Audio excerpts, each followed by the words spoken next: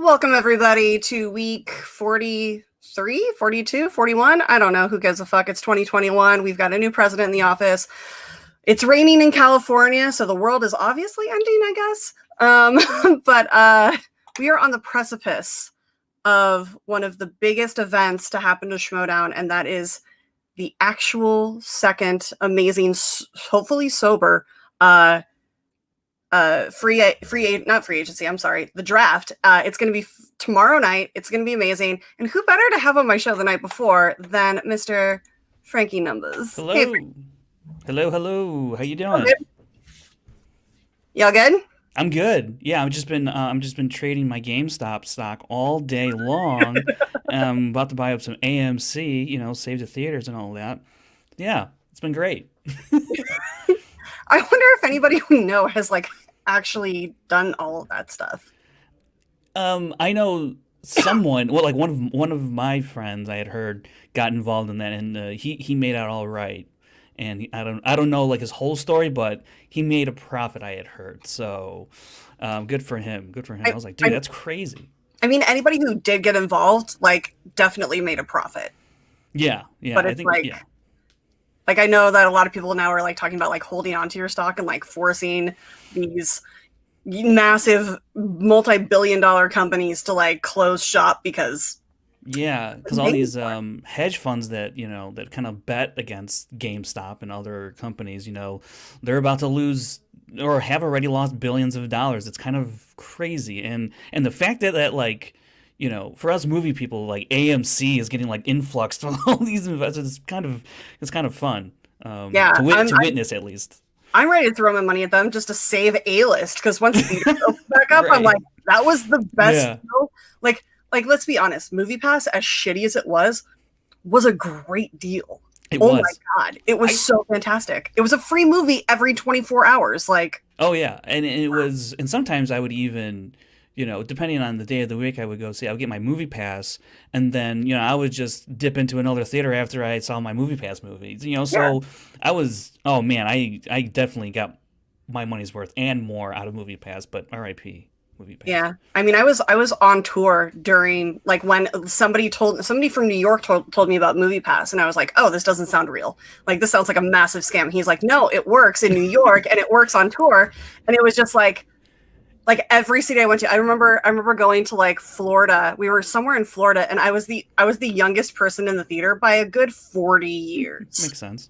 Yeah, Um, Yeah, I had to shush a few people. That was fun. I Just think shushing a group of grandmas that are day drunk is probably the funniest thing. the only scam part about MoviePass was that they actually scammed themselves.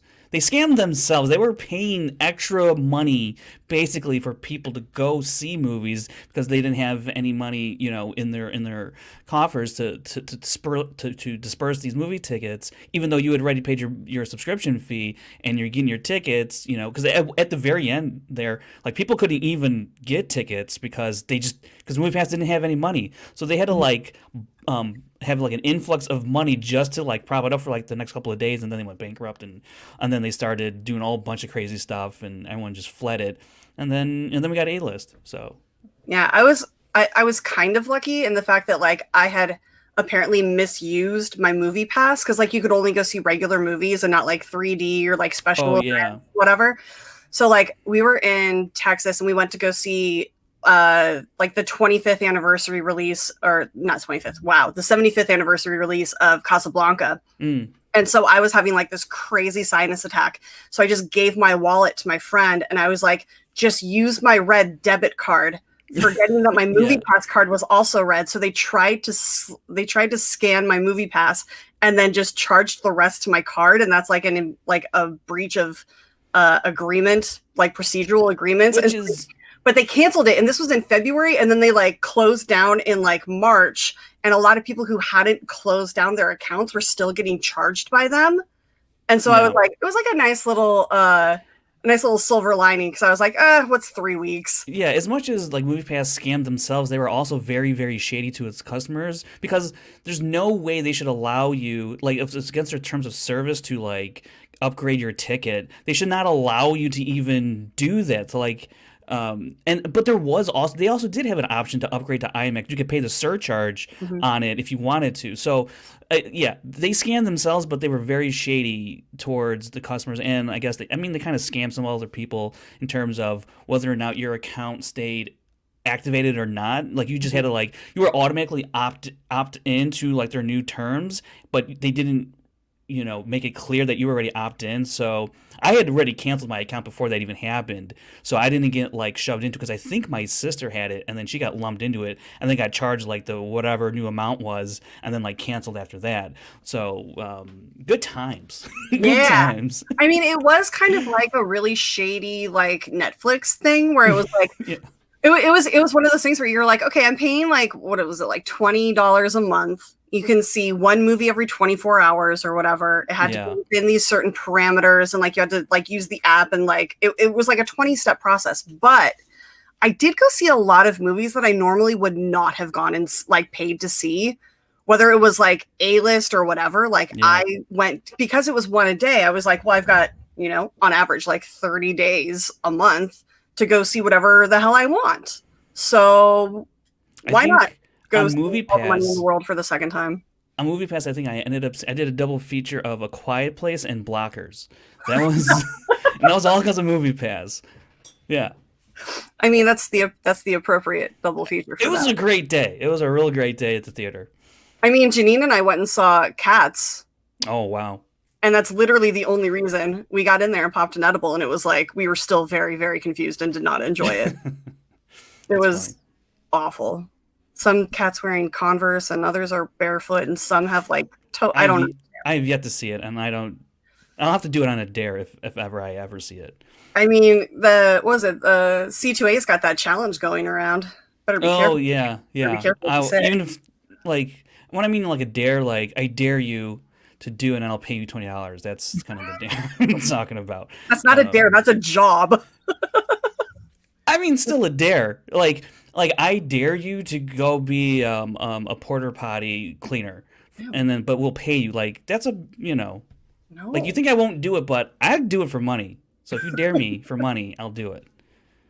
I mean, you could look at it that way. that old joke about the guy who bets the bartender that he can pee into a glass 10 feet away and ends up peeing all over the place, and then the bartender's laughing about it. And he's like, "You owe me $300." He's like, "I'll be right back," and goes and sees somebody at the pool table that's giving him $1,000 because he bet him that he could pee all over the bar and the bartender would be happy about it. Nice. Yeah. I like those. That's a great one. That's good. Yeah. But yeah, so how's because I know how long ago did you move out to LA? Because I know time has no construct anymore. Yeah. So you literally could tell me this year and I'd be like, cool. Yeah. So actually, hold on, let me look at the calendar real quick. It would be in, let's see here, in about 2.5 weeks, it'll be 1 year. Wow. February 13th, I think it was the day that I actually moved out here. Let me see. I think I have, because I think I moved out here. No. February 16th. February 16th was the day I moved out here. And then, because I started my first day of work at the airport was that Monday. So, yeah. Wow, it's been almost a year. Almost a year. That's crazy. And I haven't really done anything besides, You can't. Yeah, you can. That's the thing. Have I lived here? You were out here for 4 weeks before the world shut down. So, that's right. That's right. I was living with Smets in Santa Monica, and it was beautiful. And then, everything got shut down. And I was like, well, it'll be for a couple months. Here we are, almost an entire year later with COVID, let alone me being out here almost a whole year. Yeah. So I'm guessing you didn't miss the Chicago winter. No, this is the best winter I've ever had in my entire life. Although it's dipped down to 40 a couple times now, and it's been I'm already getting California-ized, and I'm just like, what the fuck? It's so cold. What is this? What's the deal here? I thought I left this back in Chicago. So yeah. It's only a matter of time before my family makes fun of me for that now. Oh, when my first year out on tour with Beauty and the Beast, my manager was from Virginia, and it would be 50 degrees, and I'd have a hoodie on and be shaking. He's like, "What is wrong with you?" And I'm like, "I am from California. My blood is thin, okay? Fuck you." Yeah, my blood thinned out real quick out here. Let me tell you. I mean, I love hoodie weather, but some of these days have been beyond hoodie weather, and I just wasn't ready for it. Like, I don't even have like a winter jacket. Like, all my winter stuff is still like at home because I was like, I'm moving to California. I'm not gonna need it. And then, almost a year later now, it's like, fuck, I need a heavy jacket. It's Yeah, cold. I don't have, I remember when I was still touring, like I would have like a set of winter clothes. Like I had a full suitcase full of winter clothes and just be like, okay, great. So mom, when the time comes and I'm on tour, just take that suitcase and dump it into a box and send it to me. Yeah. And now like, once I moved back to LA, I was like, yeah, I can donate this stuff. I kept like one jacket because New York Yeah. in January, because, Yeah, and like that's the thing. Like I expected to travel back home quite often, to like bring other stuff back out here, and that just hasn't happened because it's just not the safest to travel, obviously. So I've waited, and I was only back home a couple times, and I was probably home like 6 months ago actually. So. That was the last time, and I didn't even bring like heavy stuff. I brought like my Xbox. It was like not the important stuff. Like I didn't bring anything else. I was like, well, I need my Xbox. I need all my electronics that I left behind. So you only brought your big winter jacket because it wrapped everything up. Yeah. But then even then, I was like, I don't have room in the suitcase, so something's got to go. There you go, winter jacket. Yeah, winter jacket. Yeah. The jacket we can replace. It's fine. True. Yeah. Plus, it's not like you can go up to Mount Hood or anything and like, go skiing or enjoy the snow that's like in LA. So fuck it. I'm okay. I'm okay without it. I've been doing all right. I just wear like 3 hoodies instead of, one. That's okay. And it makes you look bigger. Yeah. Yeah. Fine. Yeah. Guys can do that. It's fine. Girls do that. I'm like, they're like, linebacker. I'm like, yeah. Fine. Should see the shoulders underneath it. Oh my God. What the hell? Where are you? Narnia, maybe. I don't know. 35. Oof, was it like the wind chill? I've been in when I worked at the airport in Chicago, with the wind chill, negative like 60. Yeah, I've been up. Yeah, it was fucking gnarly. Like I went to Anchorage in January for like 3 weeks, and I think the lowest it got was negative 32. And like no wind. So like we would go outside and it was just everything was still but really, really cold. And I was like, where are the vampires? They're nearby. I know they are. I like made the mistake of watching 30 Days of Night like on the flight up. I was like, why am I like this? Yeah. I was like, I'm not gonna watch it live. Because that's just awful. Because so you work for the airlines and you a perk of that is getting to travel. Yeah. When you have free time and it's not, 28 days later outside. So what were your favorite places to travel and what were your favorite movies to watch on the planes?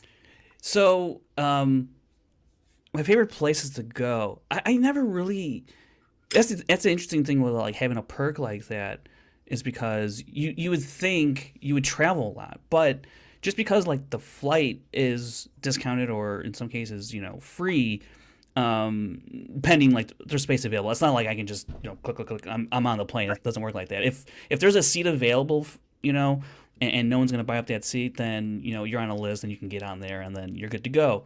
And so that's great. But like once you get to that place, then you have to figure out how you're gonna get around, where you're gonna sleep, what you're gonna eat. All that stuff adds up. Like just the flight out there was hurdle number A. Or letter A, but then it's like there's 7 other things you're gonna end up paying for depending where you visit. Especially like when I would go to New York, ain't exactly a cheap city, and it can add up. I mean, you can like do it on a budget for sure, which if you visit there enough times, you can kind of figure it out. But before really the Schmoedown ever started traveling for live shows around the country, I really didn't do too much traveling with the benefits of that.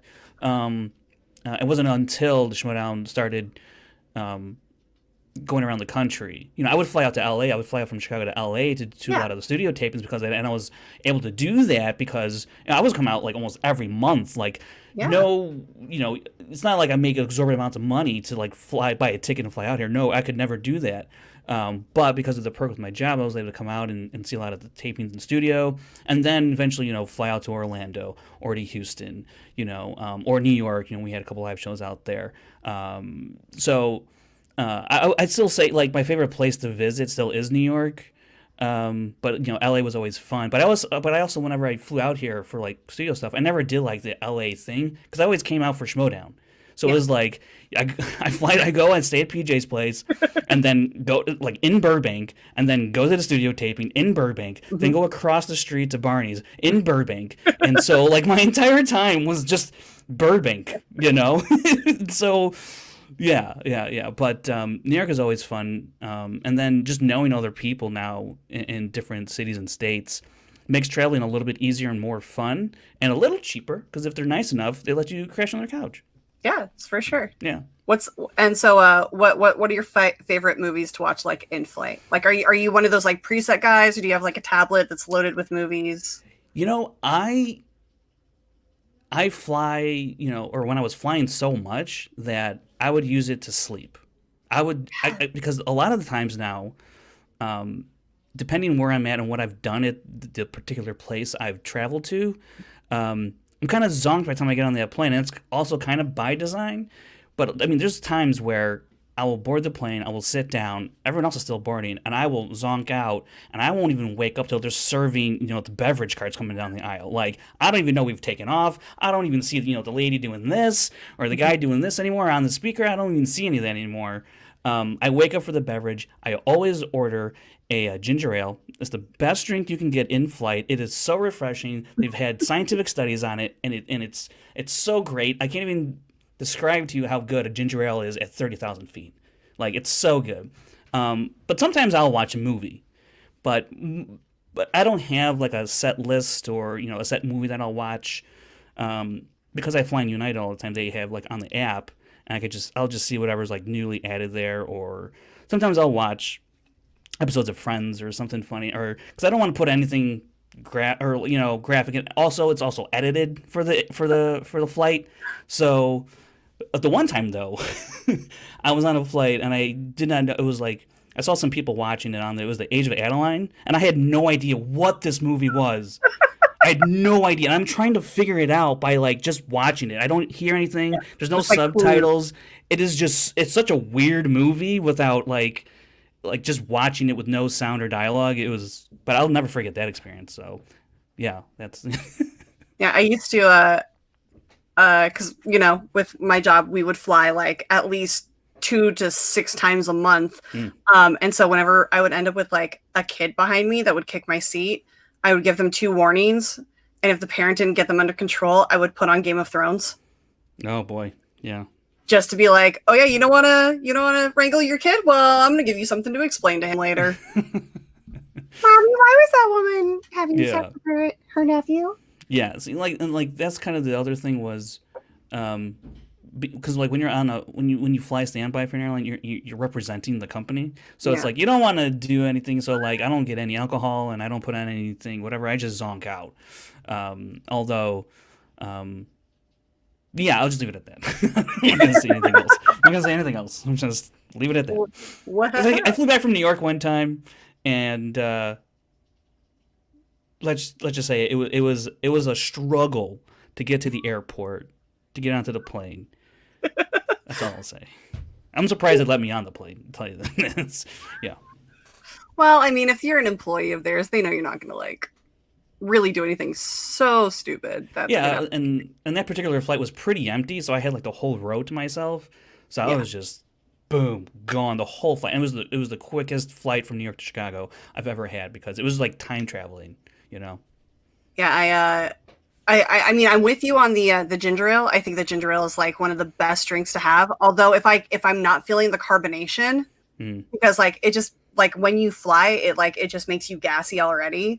So like adding the carbonation, just like I don't want to be sitting there burping like a frat boy. So I'll drink apple juice because it has like yeah. the electrolytes and the sugars and stuff to like help you stay hydrated and shit. It's really good.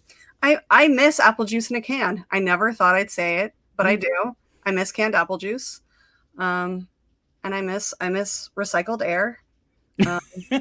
I miss sitting in the back row on the pilot side on the aisle. That's my seat. I miss it so much. Well, I fly a lot of Southwest, so like that's my spot. I always pick that spot because the flight attendants always gossip as people come in. Yes, that shit is priceless. Oh my God. Great. Especially if you can get in with them and like they know that you're like a seasoned traveler. Like the amount of free booze I've gotten over my lifetime like is insane. But when you also have Beauty and the Beast tickets to offer them, they're really nice about it. There you go. Yeah. They're like, oh, can I get 2 more? Here's 5 more bottles. I'm like, yes, you can. That's very nice. How many more do you need? I think one of my favorite movies to watch on the flight just to like keep me, because like I'm like you, if I'm exhausted or even if I'm like not completely like full blown awake, if I get on a flight and I sit down and I buckle up and everybody in my row or I'm in the back and it's not a full flight, I will pass out immediately.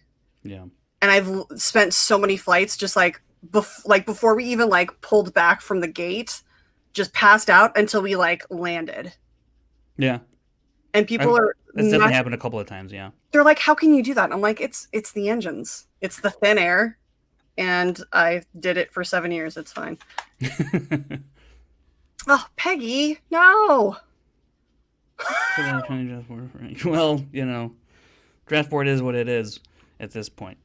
It's also subjective. So yeah, that one there was no really definitive like formula I followed there. Obviously. Although I do appreciate you spelling my name correctly.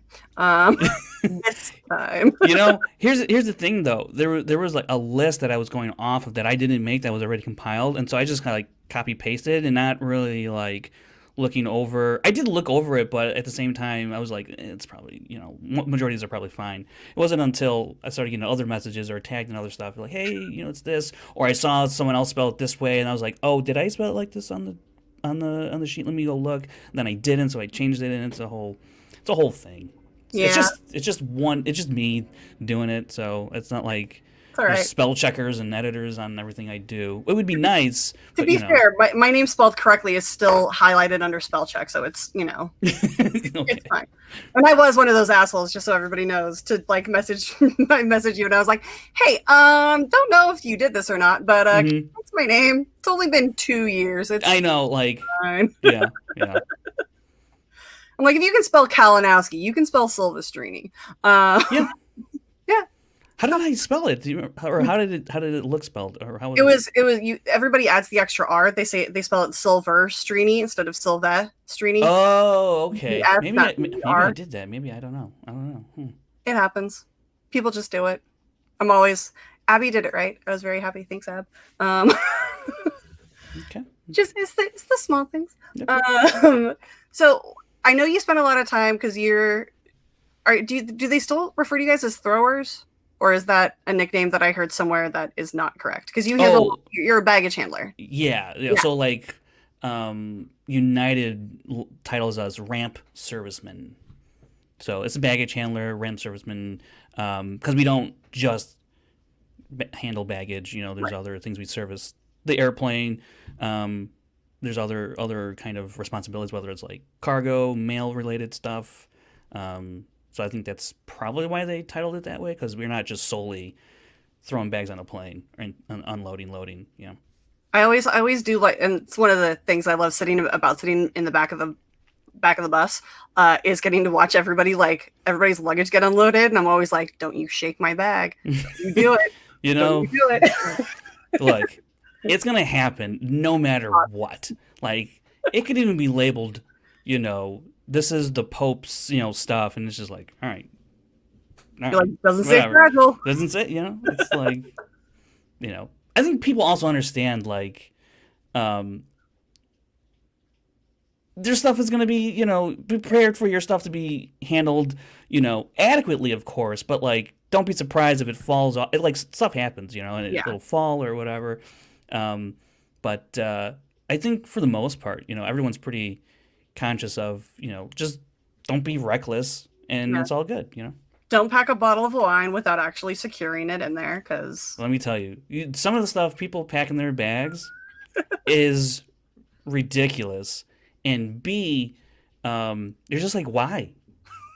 Why? Like, there's, especially coming out of Chicago, I would see so many like these types of luggage bags that they're like bags, but just have like wheels on them for like convenience sake. But it's like it's just a bag, and a lot of these, and it's just filled with like a lot of Indian spices. Like it's literally just like a bag of spice that they just put in here, and it leaks out, it spills, because these bags aren't like airtight or anything, and they've probably been used like 20, 50 times already, and so there's a little wear and tear on it, so it just kind of leaks out sometimes, and you're just wondering, where's that smell coming from? Some crazy stuff.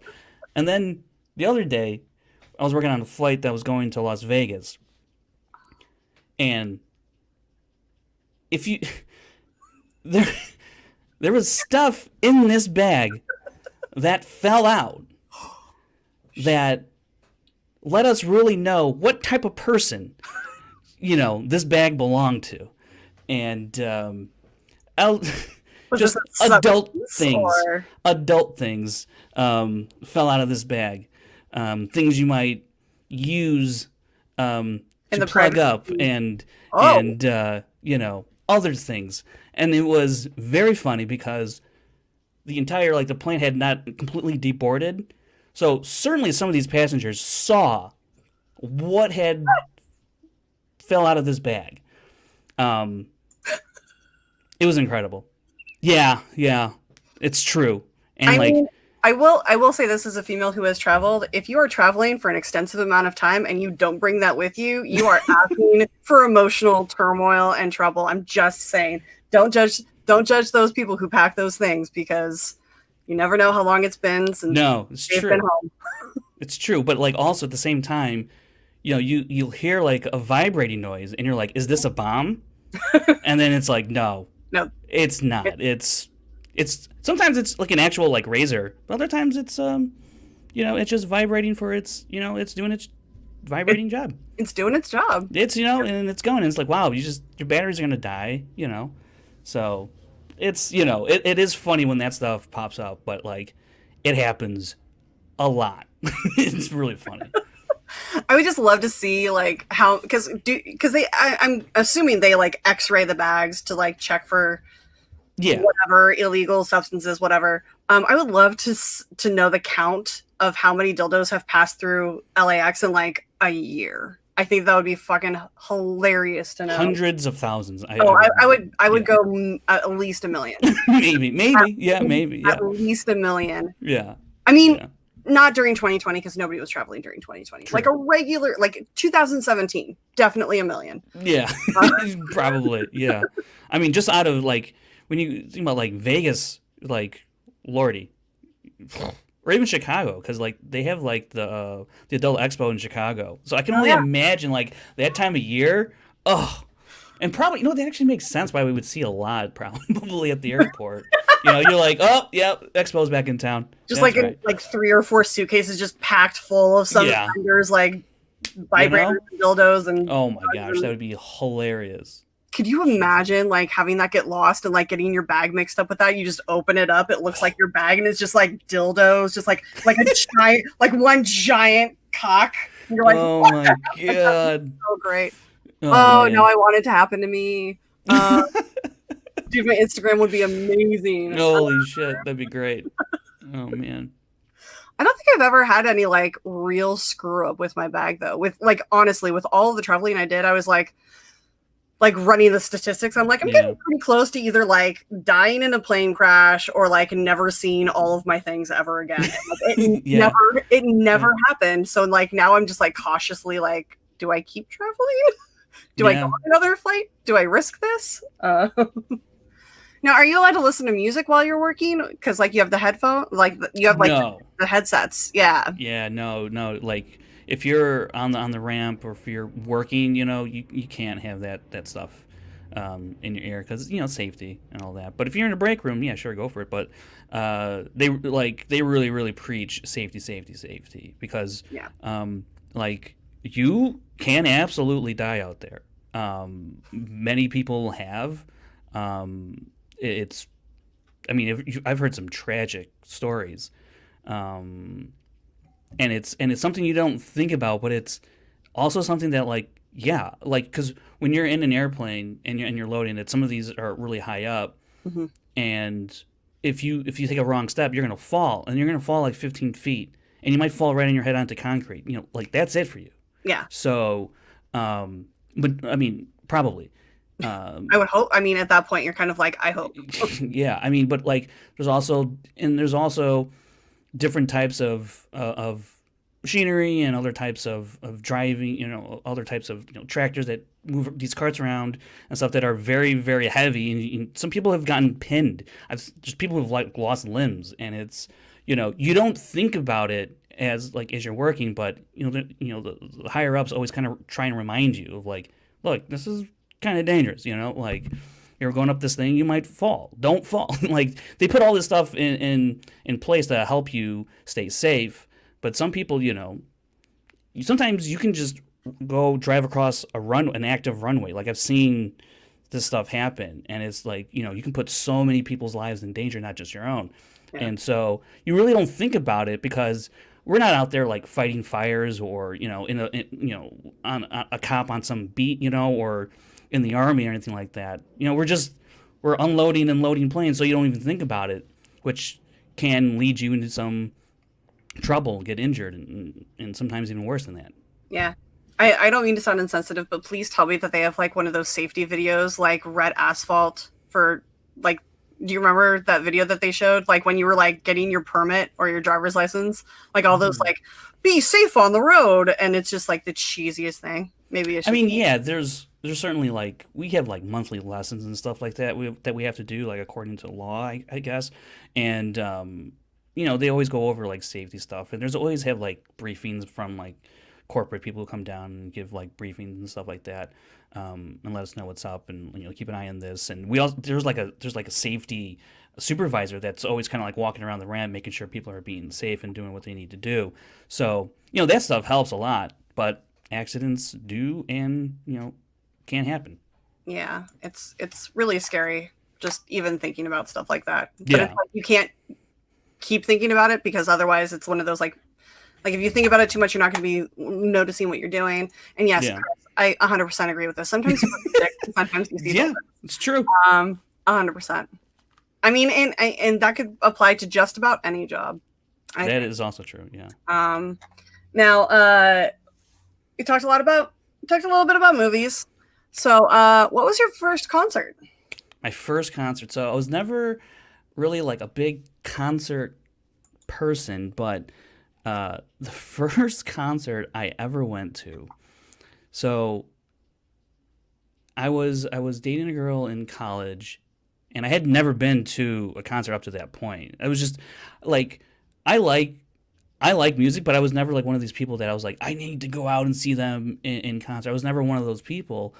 But the girl I was dating at the time, she was Mexican, and her and her mom would watch this telenovela on TV, and it was RBD, and so it was like a show, but like but then like in the show they were a band in this show, but then like they were also an actual band outside of the show as well, and so like they were like huge. I mean, they were huge, like massive, especially in Mexico and other Spanish speaking countries. And they eventually kind of like came to the U.S. for a little bit, but then they also would tour. And so I went with her and like her family and other friends and stuff, and like that was like my first concert was an all Spanish language, and I didn't really know Spanish, and so but like I knew the songs, and like I was kind of into it, because my girlfriend was into it, so I was like, and that was like my first concert was a Spanish speaking language band, RBD. Anime Day. Yeah. Funny. That shocks me that was the first thing, considering you lived in Chicago, grew up in Chicago. Yeah. You never went to like Lollapalooza or anything. Before that time, no, I had not, because this was like, I don't know, 2005 ish. Mhm. Yeah, 2005. Yeah, around 2005, and like I had gone to like Warped Tour after that, and like I've seen like Linkin Park and what was it? Not Smashing Pumpkins. Oh, I can't even. Why am I thinking? Oh, I can't even think of the band's name. 5, 4, No, I 3. mean Snoop Dogg was there. That was cool. Oh, the Um, Project Revolution tour. oh yeah, Project Revolution. Yeah, yeah. Rage Against the Machine. That's what it was. Okay. Yeah. I actually met Linkin Park at one of one of the years I went. We were like, it was when Halo 3 was coming out, Oh, and me and my friend were in the Halo 3 tent, and the game had not come out yet, so it was like a demo basically. But then like a couple of members of Linkin Park walked into the tent we were still in. They were like, "Holy shit!" It was like Mike Shinoda and like a couple other guys. No Chester, which would have been cool, but yeah, they were like standing there. They were just like playing Halo 3 with us for like 40 minutes before they had to go on. So, yeah, it was great. and we had a what was it? Rock Band was one of the main sponsors of Warped Tour one year, and they had like a 30 by 60 tent set up, and like 7 or 8 full like Rock Band setups with TVs like all around the thing. And my friend and I would we would practice before gates, but we picked I think it was Welcome Home by Coheed and Cambria, and I played drums and he played guitar, and then one day like Claudio happened to be walking by and started singing, and I didn't know because I'm like in the front playing, and so he grabbed the mic behind, and I'm like, why does it sound like Claudio singing? And I turn around, I'm like, holy shit, it's fucking Claudio. Yeah, I'd never really been to like really many concerts, surprisingly. I see Peggy talking about Riot Fest. I literally lived right down the street from when Riot Fest happens in Chicago. Didn't even go. But I mean, I've been to Lollapalooza. I've broken into Lollapalooza, and I've also paid to go to Lollapalooza. Because like you've never really gone to Lollapalooza unless you fucking hop a fence at some point. It's just kind of like a thing you do. At least when you're younger. At least when you're younger. Goer, yes. Yeah. I can't. My hips and knees will not let me hop fences anymore. However, the one year I did. The only time I've been to Lollapalooza was when I got to work, and that was amazing because I got to meet Chance the Rapper, who's like, oh, that was great. Yeah. the tiniest. Like he's so tiny. He like hopped on my back for a little bit, and like I gave him like the piggyback ride in front of. It was so funny. That's great. That's great. That was a blast. That was so much fun. Oh my god, Lollapalooza, and it was like perfect weather that year. It was 2017, I think, and it was just like 70 degrees all day. Yeah, I forget which year this was, but it was who was it was the Killers were like the headliners for that night. Also, Paul McCartney was there, and I saw Paul McCartney. And what was the Alabama Shakes? And then Paul McCartney came on with Alabama Shakes. Dude, it was phenomenal. It was really great. Yeah, I got this. I can't even imagine seeing, because like we never really got a chance to like go and like we would get breaks and stuff to go and see things because I was working for Vans. Was it Vans? No, I was working for some shoe company at that point, and we were literally like backstage in the VIP area, like near all of like the headliners. They had like bungalows set up in the back, and there was like us and like a Lululemon giveaway and like a custom hat thing, and like everything was free to the artists. So they would just like come by and like pick out their favorite shoes, and we would just give them shoes for free. It was ridiculous. So much fun though. And so we get like breaks to like go and like get food and like maybe go see a band if it was slow. And Chance the Rapper's personal bodyguard happened to be a dear friend of mine from Warped Tour, who was like one of the security guards from Warped Tour. So he was like, "Hey, do you want to come see Chance?" And I was like, "Sure." Like, I've been touring for like 3 years straight. I have no idea what his music is or who he is, but like, sure, I'll go see him. And then like to push through the crowd of like people that were already backstage, trying to get into like the inner sanctum of backstage behind the stage, and then trying to get onto the stage. They had these risers on the sides that were like 30 feet above the stage level, and you could see the stage and you could see out. And I have this amazing picture of Chance with like the entire crowd with like their lighters or their phone lights on. And it's like, I can't even imagine being out in that crowd and experiencing something that I'm so psyched about. Like seeing Paul McCartney and being in that crowd had to have at least 150,000 people. I mean, so like Lollapalooza, for people who don't know, like it's in downtown Chicago. It's like right off the lake. It's in Grant Park. And one of the funny things is I've heard this happen, or people talk about this. I've never actually seen it done, but like a week before they like shut down the park to like get it all ready, supposedly, people would go into the park, dig a hole. All right, dig a hole in the park, put booze in the hole, cover the hole back up so that when they get into the park, when they get in there, they don't have to buy the booze at Lollapalooza. They can just dig it up wherever they buried it and have their booze that way. I don't know if that ever actually happened, but I heard that happened. I mean, I've heard about them doing that with like drugs and stuff, but not like bottles of booze, because like, you wrap it up and put it in like a water sealed thing, and somehow there's 10,000 hits of Molly going around. Everyone's touching each other. Which honestly, that's what it is anyway. It's just everybody's out there with drugs and booze and having a good time. And like it's fun. I miss those times, but I also like really appreciated working them and not being in the crowd having to deal with those people. Yeah, I mean, like there is something to be. I mean, there's certainly at least Chicago-wise, when you're on the train heading downtown, you see all these kids, from suburbia and coming into the town, and you're like, oh boy, here we go.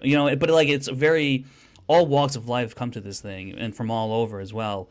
So you just see people just like baked out of their minds or just wasted, off of alcohol, and then sometimes just on other stuff, and you're just like, and then sometimes they're there, or not sometimes, but there's definitely people there who are just like out of their fucking mind, but haven't drank any alcohol, haven't taken any weed, haven't smoked any weed, haven't taken any kind of drugs. They're just that way, and because it's like the music, and it's just, it really is a great time. But also, when it's like some of the years when it's like super humid and it's like 95 degrees, it is the worst. It really is. But it gets very, hot and sweaty, and then you're out there in the crowd waiting for like the headlining event. And it's just like crazy. Sometimes I don't even know how you do it sometimes, Yeah, to be fair, I think the smartest thing for anybody to do would just to be like install like gallons of water, like bury water. Don't bury bury water, because I think the price per ounce is like 3 times more expensive for water than it is booze, and it's just like, holy crap. I do miss Chicago, though. It's a great city. I did. It was sort of a concert. Yeah, I guess it was a concert. It was very early on in Luke Bryan's career. So there's a place called Joe's on Weed, and in the back room of this place, they would have like concerts, and it's a smaller venue. It would hold like a couple hundred people. But Luke Bryan at this point wasn't even really like a big name, and a friend of mine.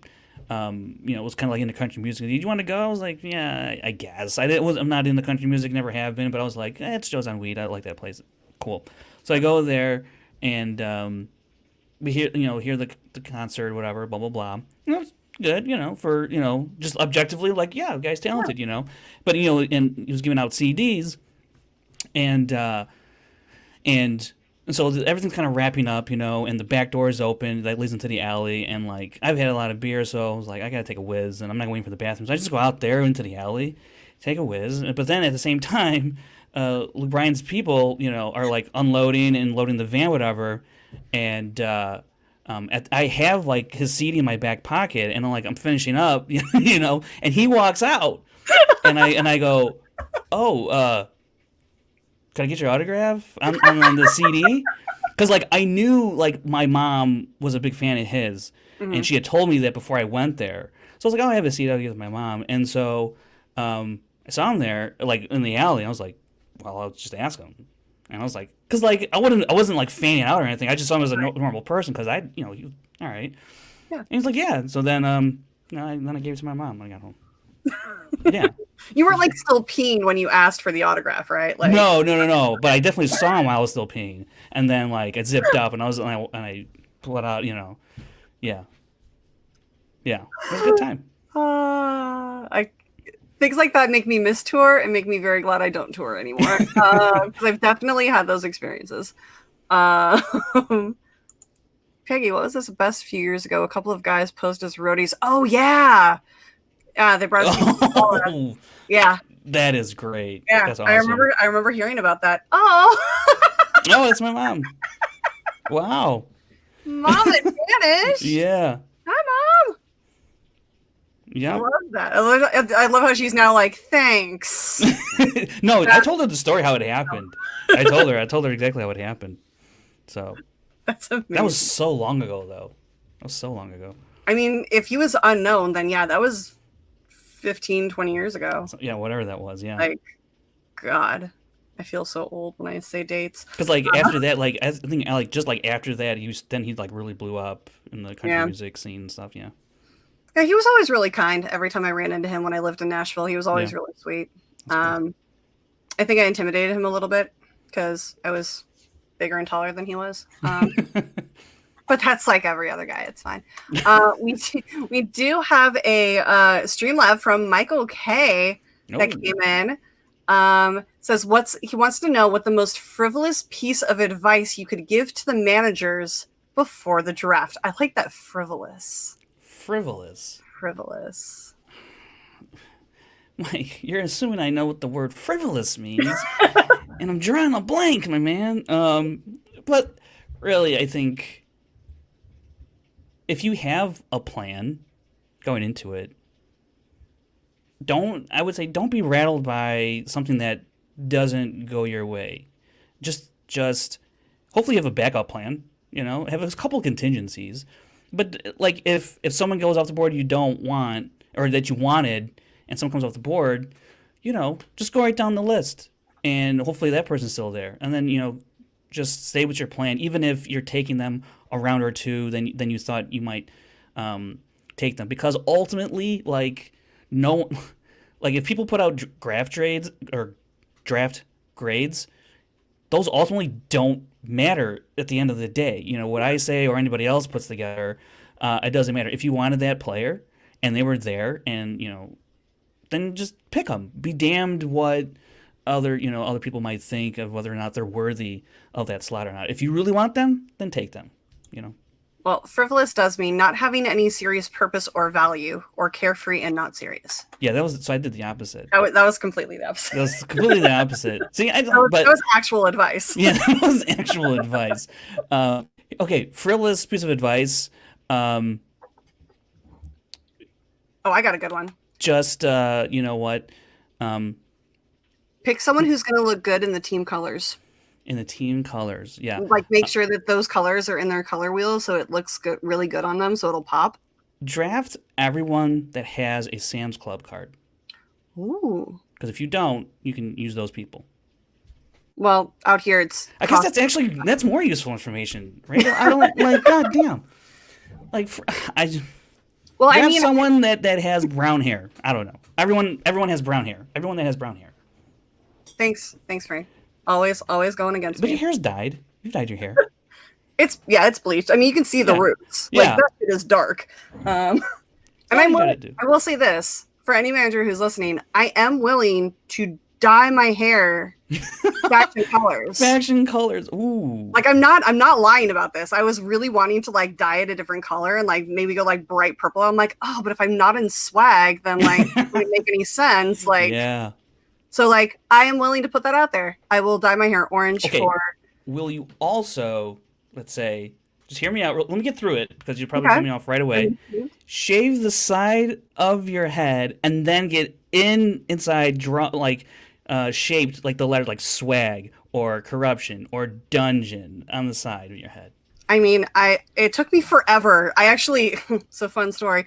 I was so stressed out at the end of one tour that like I had an assistant who didn't know what the hell he was doing. He literally tried to like, I told him to do his own job, like to do his portion of the job because I kept having to do it. And he would try to improve a spreadsheet that was literally like column A plus column B equals column C. And like, there's no, like, don't fuck with that shit. Like, you're an idiot. I love you. You're a very sweet boy, but stop it.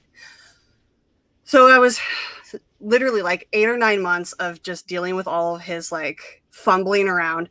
And then like at the end, it was very tragic. His grandfather died. He had to leave. And like, it was my first time as a manager and I had to like close out the season without him and like without a lot of help. And like, it was very chaotic. My stress level was rising. I went to get a haircut during the day in Orlando. And I remember sitting there and the next thing I know, I hear a scream from behind me. And it was my hairdresser who had turned around to grab something. And apparently I had blacked out, grabbed the clippers and shaved the side of my head like, so I had like a streak from like here. And she was like, "Oh my God, are you okay?" And I'm like, "I don't know what's going on. Like, take this." I had like a whole mental breakdown. So she ended up like shaving the side of my head. So hair grows back. I have no problem with that. Yes, okay. I will 100% shave the side of my head and put in the an icon or the team name. It's totally fine. Like it was like the stars. You just have like a star right there. Oh yeah, for sure. Cool. That design is fucking amazing. I love that. Yeah. I was like, shit. I should call Roxy. Yeah. I mean, I will team up with Chris Jericho. Like that sounds like a fun team too. Hey, right? I'm wearing his shirt already. It's fine. There you go. But yeah, tomorrow's gonna be fun. We hope. It'll be fun. I'm gonna take the same attitude that I did last time. I'm just gonna drink until I get drafted. Yeah. That's I wish I could do that, but not worry about the draft part. But like, just drink on air, just to get me through the 2 hours. Like no, it's apple juice. It's swear to God. Yeah, exactly. That's exactly a lot of apple juice. I was out of ginger ale, so I had to have some apple juice. Yeah. Yeah. See. I mean, but then again, last year was a very different. Frankie and I were joking about this before the show started. Is that like there's a certain every manager has like a certain time. I think they have like 90 seconds to pick their next person, and everybody knows the order already, so that's not going to be a shock. No one's going to get caught unawares. But we were joking about how it's going to go much smoother this time because everyone will be decently sober. Because last year, so we think.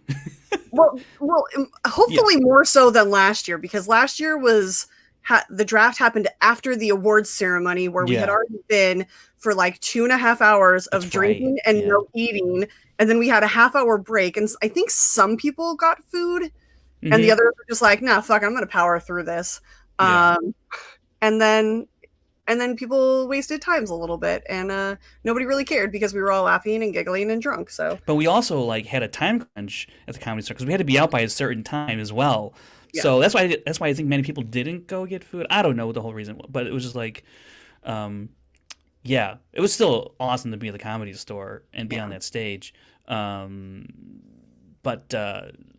definitely people were, Comedy Store was not serving food, but they were serving booze. Yes, they were. Yes. For the most of the time they were. And you go look at, I think, Bateman was, he's talking about how he's lost the belt. That's how it helped him lose the belt. He found it, but other people out there, they indulged for sure. I was definitely one of them. I think the words out of my mouth when I got drafted were finally, because I was literally just like rage drinking after like round 3. Yeah. It also didn't hurt or it didn't help that I told the waitress to just keep bringing me double Jameson and gingers. Oh Lord. Yeah. I started off with doubles, and then I realized that they weren't ordering, that the kitchen wasn't open, so I went down to singles, but she kept pouring me doubles. And I was like, what are you doing to me? Well, like, I bet that was a hefty tab, though. I mean, yeah. Because those drinks, at least, alcohol, like shots, they weren't cheap. Because even the beers I think were like $8 or something. Like that's still cheap for LA. I mean, yes, but what I'm saying is still a hefty bill. So. Mm-hmm. Yeah. Well, I think Sean bought me one round. Or I think Sean bought me like the next round after he got drafted over me. And he was like, I'm so sorry. I'm like, why? You weren't the one who did it. That was a fun night. God. And I'm also really excited to not have to like put on Spanx. Yeah. Or like heels and like try and walk down the street to go get food. You say that now, but if we told you tomorrow, hey, guess what? We got a place. Everything's good. COVID done. Out of here. Yes, I would just. I'll dress up in a monkey suit. Yeah, to steal you guys and hug you. Yeah, exactly. But I get your larger point, being a woman and all, that aspect of it. Yeah, I mean, I'll wear the heels. That's fine, but like, because you can drink till your feet go numb. There you go. And then eventually they come off. Which is something that every girl in their 20s needs to that needs to be a skill that you nail down before your 25th birthday, is how to drink until your feet are numb, but you can still walk. That is quite a feat. It is. Is that a pun? I guess it is, Rachel. I guess it is. I didn't even know it. Man, that's great. Is that a pun? It is now. Yeah. Yes, naturally. Yeah. Oh my gosh. Oh, guys, we're getting a few more stream lives. And guys, if you want to ask me and Frankie a question, the link is down below. Steve, Movie Fanobi asks, Steve. Beauty and the Truth, have a nice hang, beautiful people. Tomorrow is finally Friday. Good night. Oh, I love you, Steve. Steve's the best. Steve is great. Yeah. He literally like tips and he's like, okay, bye. Yeah, he's just like, hey, go hang out, buddy. Like, ask questions. Fine. But yeah, it's gonna be fun tomorrow. I literally about 3 times today kept thinking that today was Friday, and I was like, oh, I haven't gotten my link, and then I'm like, oh, it's because today's Thursday, and I have to send my link to Frankie today. It's gonna be interesting though for the draft because it's through StreamYard, and StreamYard only allows a certain amount of people to be backstage or on screen altogether and stuff. So. And then there's Skybound people that are running the show and coordinating, and so myself and Brad will be on there. That's Mark will be up there. So that's 3 slots, and there's 8 managers. So a couple of managers, and other people will be in there, kind of coordinating and whatnot, and getting things in line. So it's gonna be a real task for who's ever engineering the whole thing to make sure the right manager pops on, and all that, and kind of corralling these people. So that's another logistical thing where, in terms of the online space, that we didn't really have to deal with last year in person, because you'd be like, Kaiser, get up here, just get up here, and you can't do that online, So it'll be interesting. It'll be interesting, but I'm really gonna miss like hearing the reactions of the other managers and the people in the crowd, because like there were a few that like when people got drafted that literally like managers would stand up and be like, you bitch. It was just perfect. I mean, the whole Shannon drafts Dewberry, like that whole moment, all that stuff, and it's we're not going to get that this year, or at least in that way, it's not going to hit the same, but it'll still be it's just we got to deal with it, and next year come hell or high water, we're doing this shit in person. I mean, if I got to wear 18 masks and a hazmat suit, I'll do it. I will boy in the bubble it. I do not care. If you know what? No, we should get everybody in those like in those T-Rex suits. Oh yeah. And just have an audience of people in T-Rex suits. It would just be so much fun. That'd be great. That Dewberry draft hurts on so many different levels, because apparently that was supposed to be me until drafted Makuga, so Winston drafted Makuga. It was like, here's the spot, I got to do it. Yeah. I mean, some of those. I mean, that's another thing tomorrow. I don't know if a manager drafting a player then triggers another manager to make a move that they normally or a move they didn't plan to make in that spot, kind of similar to what you were talking about right there. because we have all these new Star Wars players. I'm wondering, like, if one of these newbies, these DragonCon players, whoever the first ones to go, are we going to see just then a wave of all these Star Wars players because managers might, wonder, well, if I don't pick here, maybe they're not here the next round. I don't know. Yeah. So I kind of feel like that might happen, which will be very interesting. It just turns into like the panic of 1929. Like everybody's like, "Oh, you're selling your stuff. Everybody needs to sell." Like it's just exactly. And I'll just sit back and sip my way into round 7 after all the IG and Star Wars players get picked. I'll be like, "That's fine. I'm just gonna be back here drunk." Yeah, because I think for the front part of that draft will be whatever Inter-Etham players are left over and Star Wars, just because there's about 30 capable or at least 30 declared players for Star Wars this coming season. 30. When we had 8 last year that played. Yeah. So to have 30, there should at least be 2 Star Wars players on every faction, maybe even 3, because with the 12 spots on a roster, if half your roster is Inter-Geekdom and Star Wars, right? 3 Inter-Geekdom, 3 Star Wars, and your other 6 are a mixture of singles and teams capable players. And that looks like to be a pretty well balanced way to go about it. I think if you're filling out a roster that way, you look at someone like Corruption, because I even tweeted this out earlier today. Corruption, they got 4 spots locked up. They got Inter-Geekdom covered, singles and teams, but they don't have anything Star Wars. And they don't pick till 25th and the 26th pick. Yeah, this is Shannon got to go for Star Wars. At least one of them has to be Star Wars, and I would think 2 at that point, because you're going to need to, I think, in the Schmoedown this upcoming season, if you want to be, competitive in that division, as well as if there is, in fact, a rumored second tournament going to happen in Star Wars, which I really do think will happen, because I think Star Wars is going to be so huge that they're going to be like, we got to do another tournament, and you better have a second or a third player that can go. Well, I mean, also just the pure fact that we are going to be putting out something like almost 24 matches a month. Something, yeah. So at least 3 a week minimum. It's 3 matches a week plus the pay-per-view. Right. So that could be a match or 2. Yeah, that'd be a match.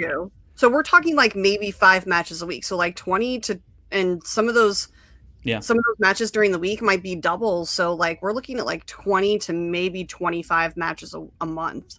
Yeah, I think like probably like the minimum is like 16, which is still a crazy amount. And then we're probably closer to the 20, averaging more closer to 20 a month, which is just crazy. And you're gonna need to throw in those Star Wars and IG matches, just because like you're gonna need to give the writers some time to like refresh those other questions from single teams and stuff. And I know that they're not starting teams until like much later, so it's like, those people that are like, I'm probably going to be on the bench for a little bit, but like, because they're going to start off with Star Wars and IG and like belt matches. I think there's like the singles belt match, the number one contenders, and like then the belt match and stuff like that. So it's like that stuff has to get out of the way first, and then it's going to kick into everything else. Hopefully, with the vaccinations going out, like hopefully we can get back into the studios sometime incredibly soon.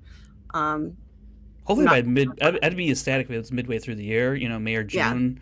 I think is probably, at least that's like my optimistic, the range that I'm looking at optimistically. Who knows? I think if we have to go that far, we probably do get a couple team matches. They won't obviously be team title match right away. That's like the last resort. I think Christian's really holding out and not trying to do a team title match online. It is a big pain in the ass to do teams online, just shuffling people in and out, and how and then you just throw in an extra 2 rounds for a team title match where there's betting and speed round, and it's you saw the length of some of these matches, nearly 2 hours for like Odd Couple and Shazam. Like that's as great as that match was. That's also just. That's not for everybody to sit through, and to like an hour and like 45 minutes is a lot to ask of somebody to watch these matches. It's a title match, but it starts to wear on you when you got to sit through an hour and a half match all the time for a team match. It's like, it gets kind of tiring, because we're used to these matches when they're done in the studio being wrapped up 45 minutes, on average. They sometimes go longer or shorter, but I look forward to those days because when you talk about the volume of matches we're gonna get, like these things got to be a lot shorter. If my brain is not gonna, my brain's already gonna go mental. Like in the first 2 months of the season, I know that. But if I don't have to, if these matches aren't as drawn out because of the length of how these matches have to be done online, that's a big time saver in the end of things. And it's all about, economical time, coordination and planning, and how you use your time, because there's just so much going on that you really do have to kind of figure out where to fit everything in. And if you're one of these reactors or another after show out there, you got to figure out how you're going to cover all this stuff. And then on Rachel, we might have these this other league starting up for all these other players that don't get drafted. They have this option potentially if this year. Looks like it probably is going to happen. Hopefully. But then that's a whole nother set of matches that I kind of and some other shows are going to want to keep an eye on at least a little bit. Mm-hmm. So it's.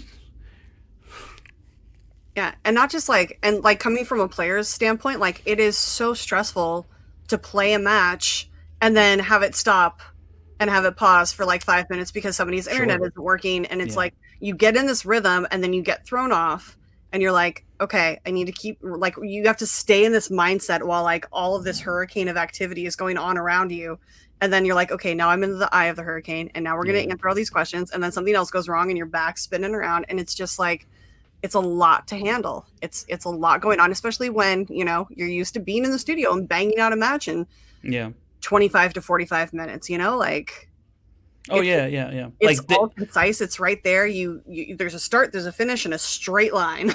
Yeah, because in the studio, sure, players would do their pre-match interviews, and then then there's time in between you play that match. From the time you actually walk out of the curtain, sit down, and that match is over. Yeah, it's probably 25 minutes, 30 minutes. It's not, but when you do it online, you're there for the whole thing all the way through. And then you're right about the starting and stopping, and sometimes there's technical glitches. And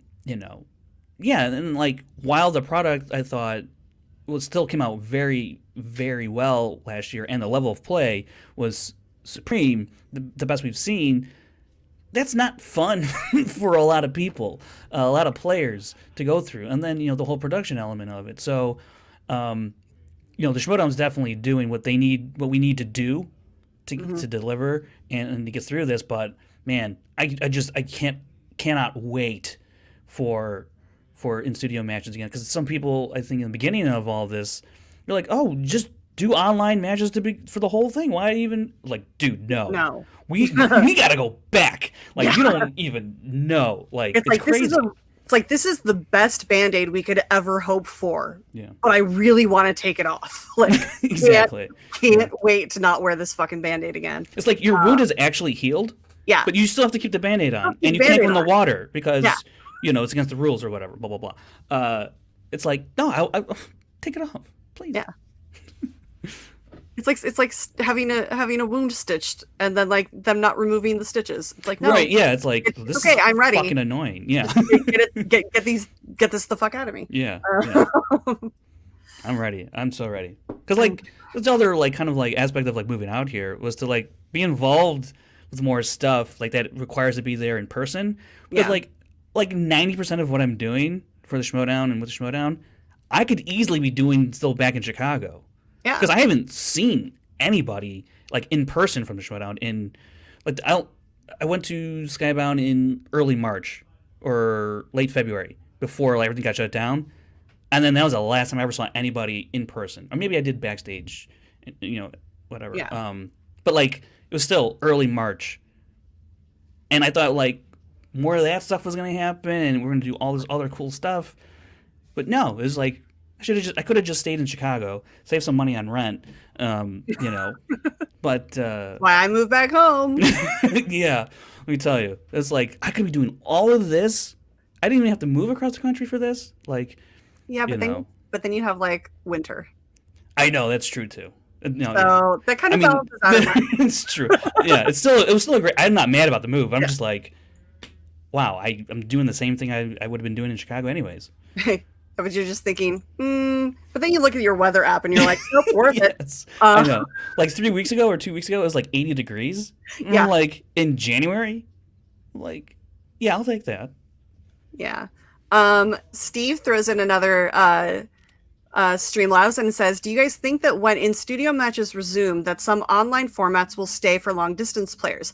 I believe long-term there will be leagues or setups in other parts of the country, but way down the road.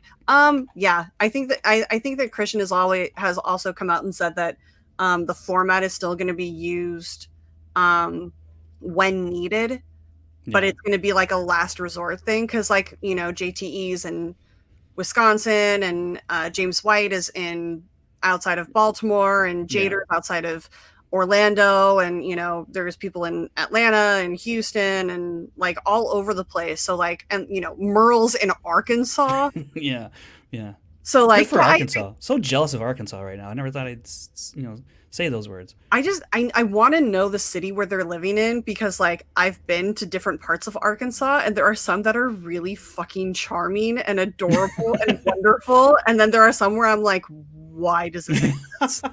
Yeah.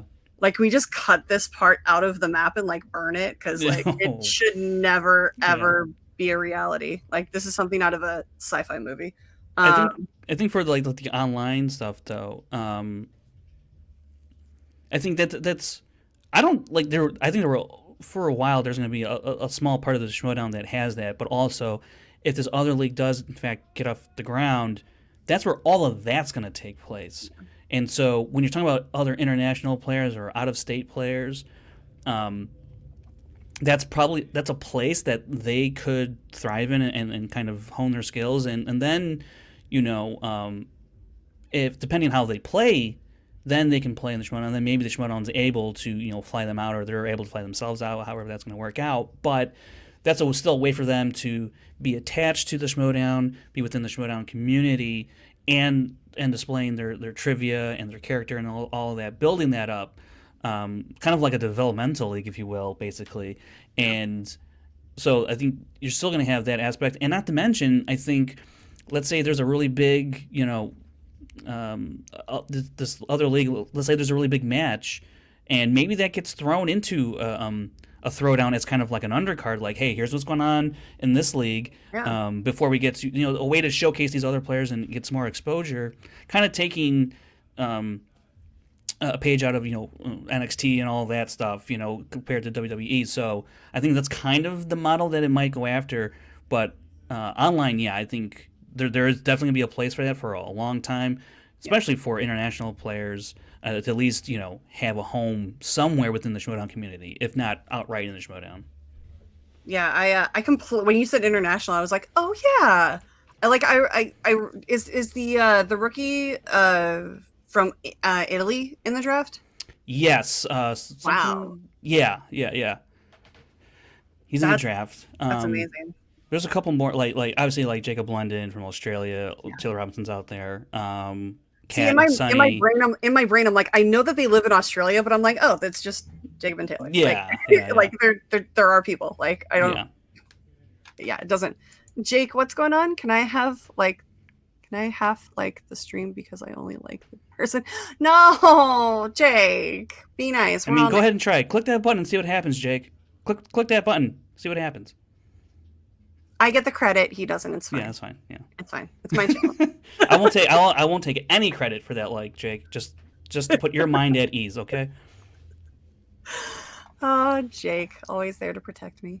Yeah, I think that there's some really interesting prospects with teams coming up with all of this mixing around. What do you think is going to be one of like what would you think would be like the most ridiculous but like works pairing?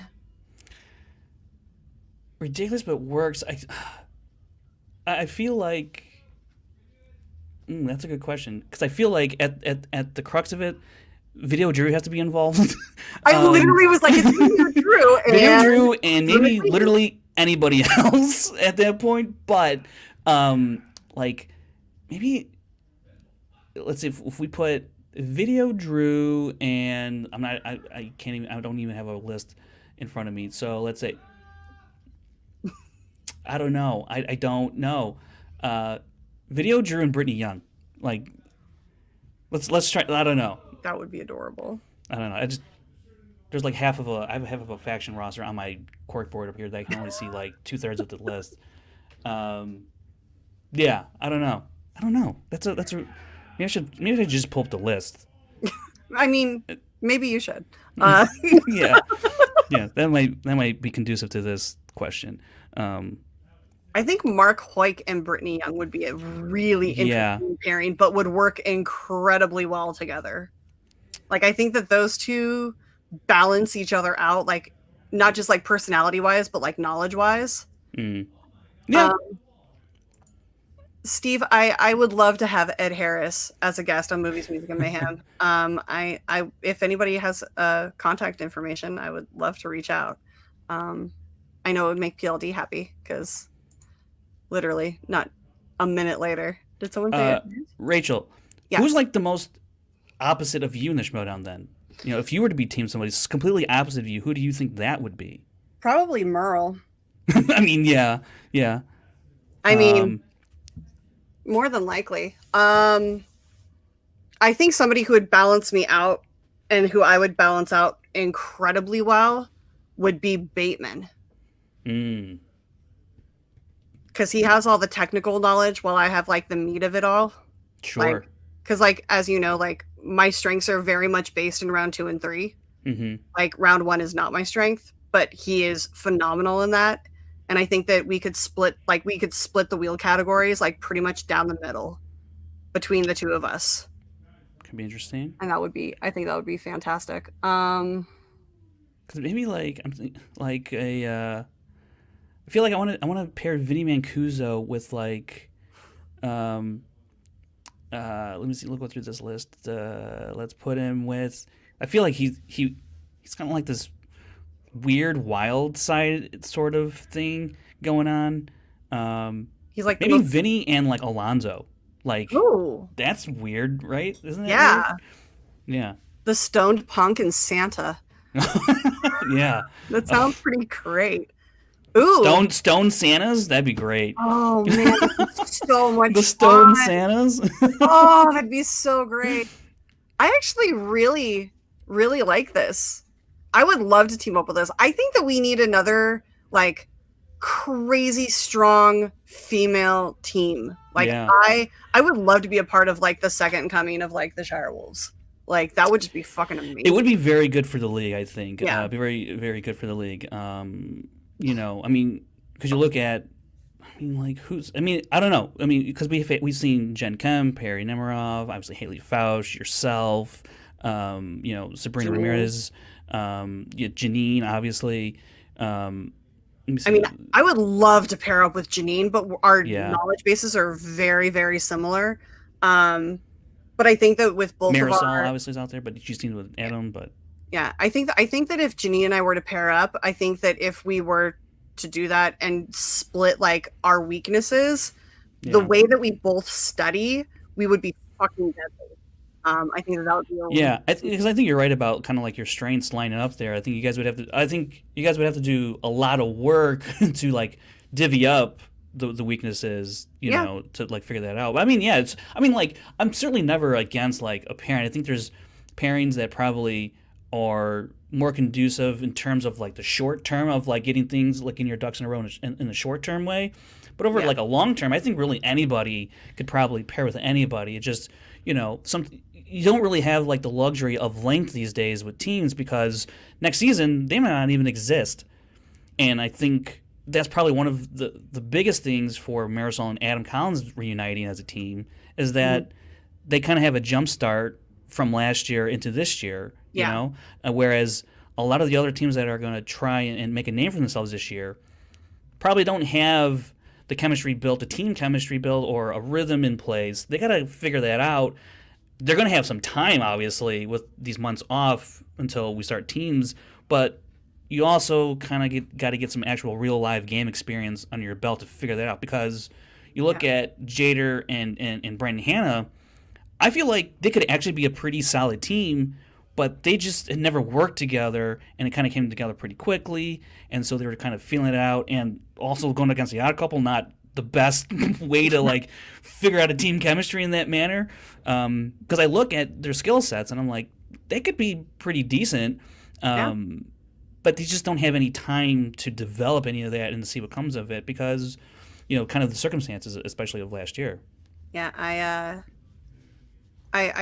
there's a lot of things. I mean, there's the possibility that Ben and I could not be a team next year, and we ended the season at 2-1, and like with a winning record like that, if we were to be teamed up again next year, we would have a really good head start. Like we have a really good.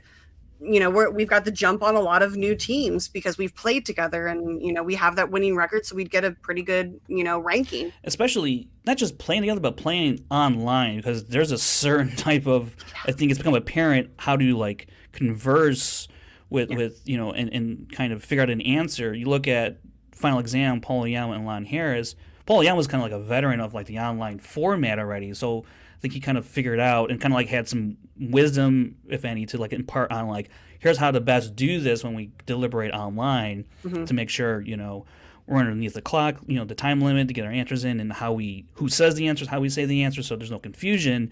Because I think sometimes you could be on a team and like defer too much to one another because you don't want to overstep, you want to disrespect them or you don't want to, overstep what they're saying. So there is that feeling out process where it's completely different when you're like right next to someone, you're just whispering back and forth. Yeah. And, everything else is going on. Or you can like look into their eyes. Yeah. Like, yeah. That is so important. I do like movie Finobi. What other woman would I love to pair with regardless of faction for the most fun? Brittany Young. I adore her. I think that she is so fun. She is incredibly knowledgeable. She's an incredibly strong player that just like hasn't gotten the chance to play, I don't think. And like we have a shopping date lined up for when all of this ends. So like I just love her. She's the best. She's so joyful and wonderful and just kind of sassy and adorable. Peggy, I love you. Yeah. There you go. I would not mind being teamed up with Peggy. Peggy's a badass. Chris wants me to be. Oh, me and Paul would be a really fun team. Like we're already friends. We get along. I think our knowledge is incredibly complementary. Yeah. Oh no. No. I get it because we're both tall. Like we're both Amazons. We're both like almost 6 feet tall. So I get the reference, but yeah.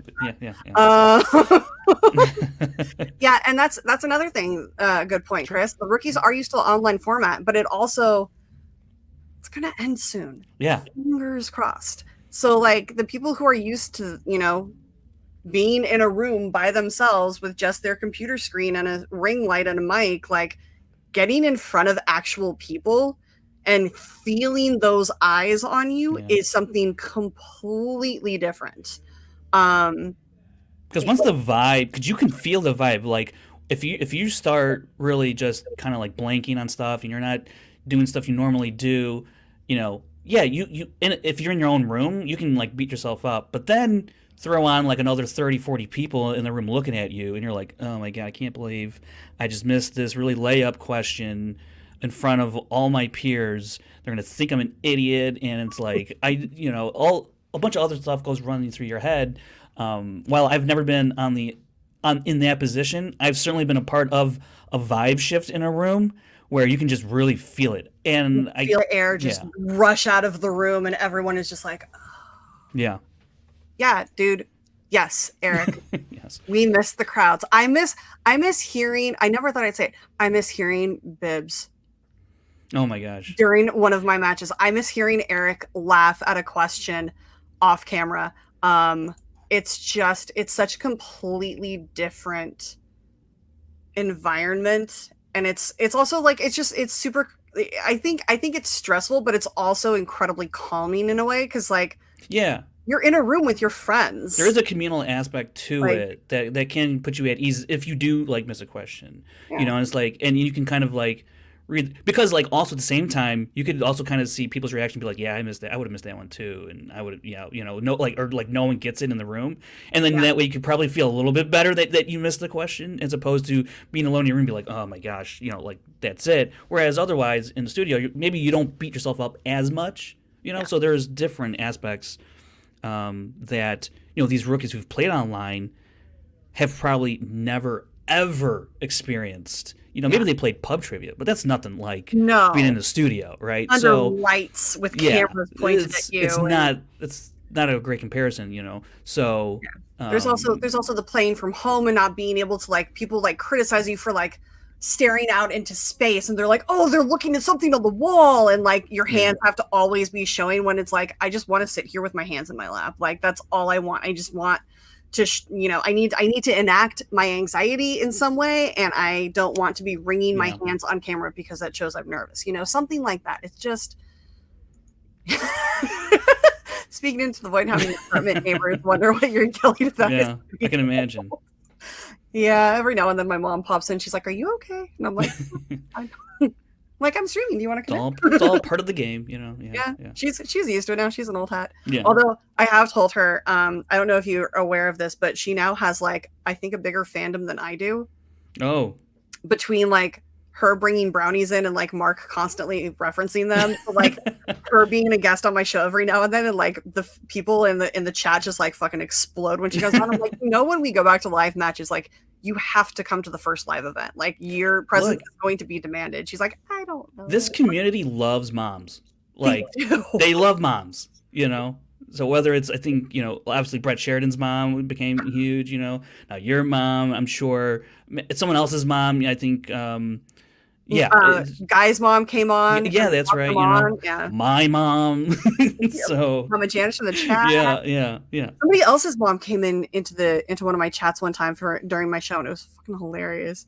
She started Koi's mom came in. Oh, really? That was amazing. Yeah. That's great. Like, the story about when this happened. He's like, no. But yeah, no, actually, I think I had talked when I had Liz on my show. And Liz is coming on my show, but we had chatted about how we're gonna do she and her mom are gonna play me and my mom Disney trivia for like a Mother's Day special, and I'm like, that's cool. This is great. I've got a few months to like work on my mom and like get her up to speed. Get her up to speed, like teach her the rules, and we'll be fine. It'll be fun. It'll just be like me and Liz like staring each other down, and our moms just being like, aren't our daughters lovely? Like, she's so sweet. Right. That's what it'll evolve into ultimately, Yeah.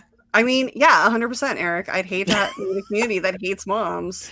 That's fair. Yeah. I mean, yeah, I wouldn't want to be part of that community either. It's like the saddest thing ever. Ugh. Wait, cut her on the cue cards. What? I don't understand what's going on. Okay. I don't know. The chat has gotten away from me. Do you think there's any? Do you know if there's any like trade banning or like any ban of trade right now for like spots and stuff like that? No, there's no. Any trades can happen, including future picks. As how far in the future, I don't know that there's an official limit on that, although I would suspect probably to only next year. You're not going to, trade a 2026 2025 picks. Yeah, I don't think that's going to be realistically be a possibility. Probably just only up until first year. I'm sure probably no one's even thought of, not 2022, but I trade you a 2023 first round pick, and then you'd get a look like, what? No. Yeah. No. Yeah.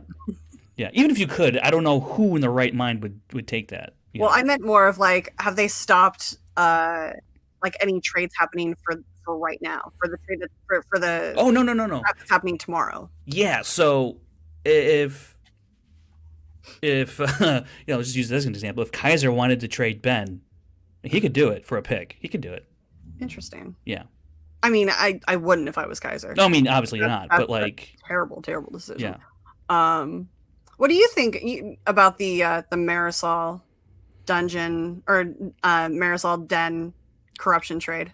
I think the comments of it was a dumb move. I think it's way overblown.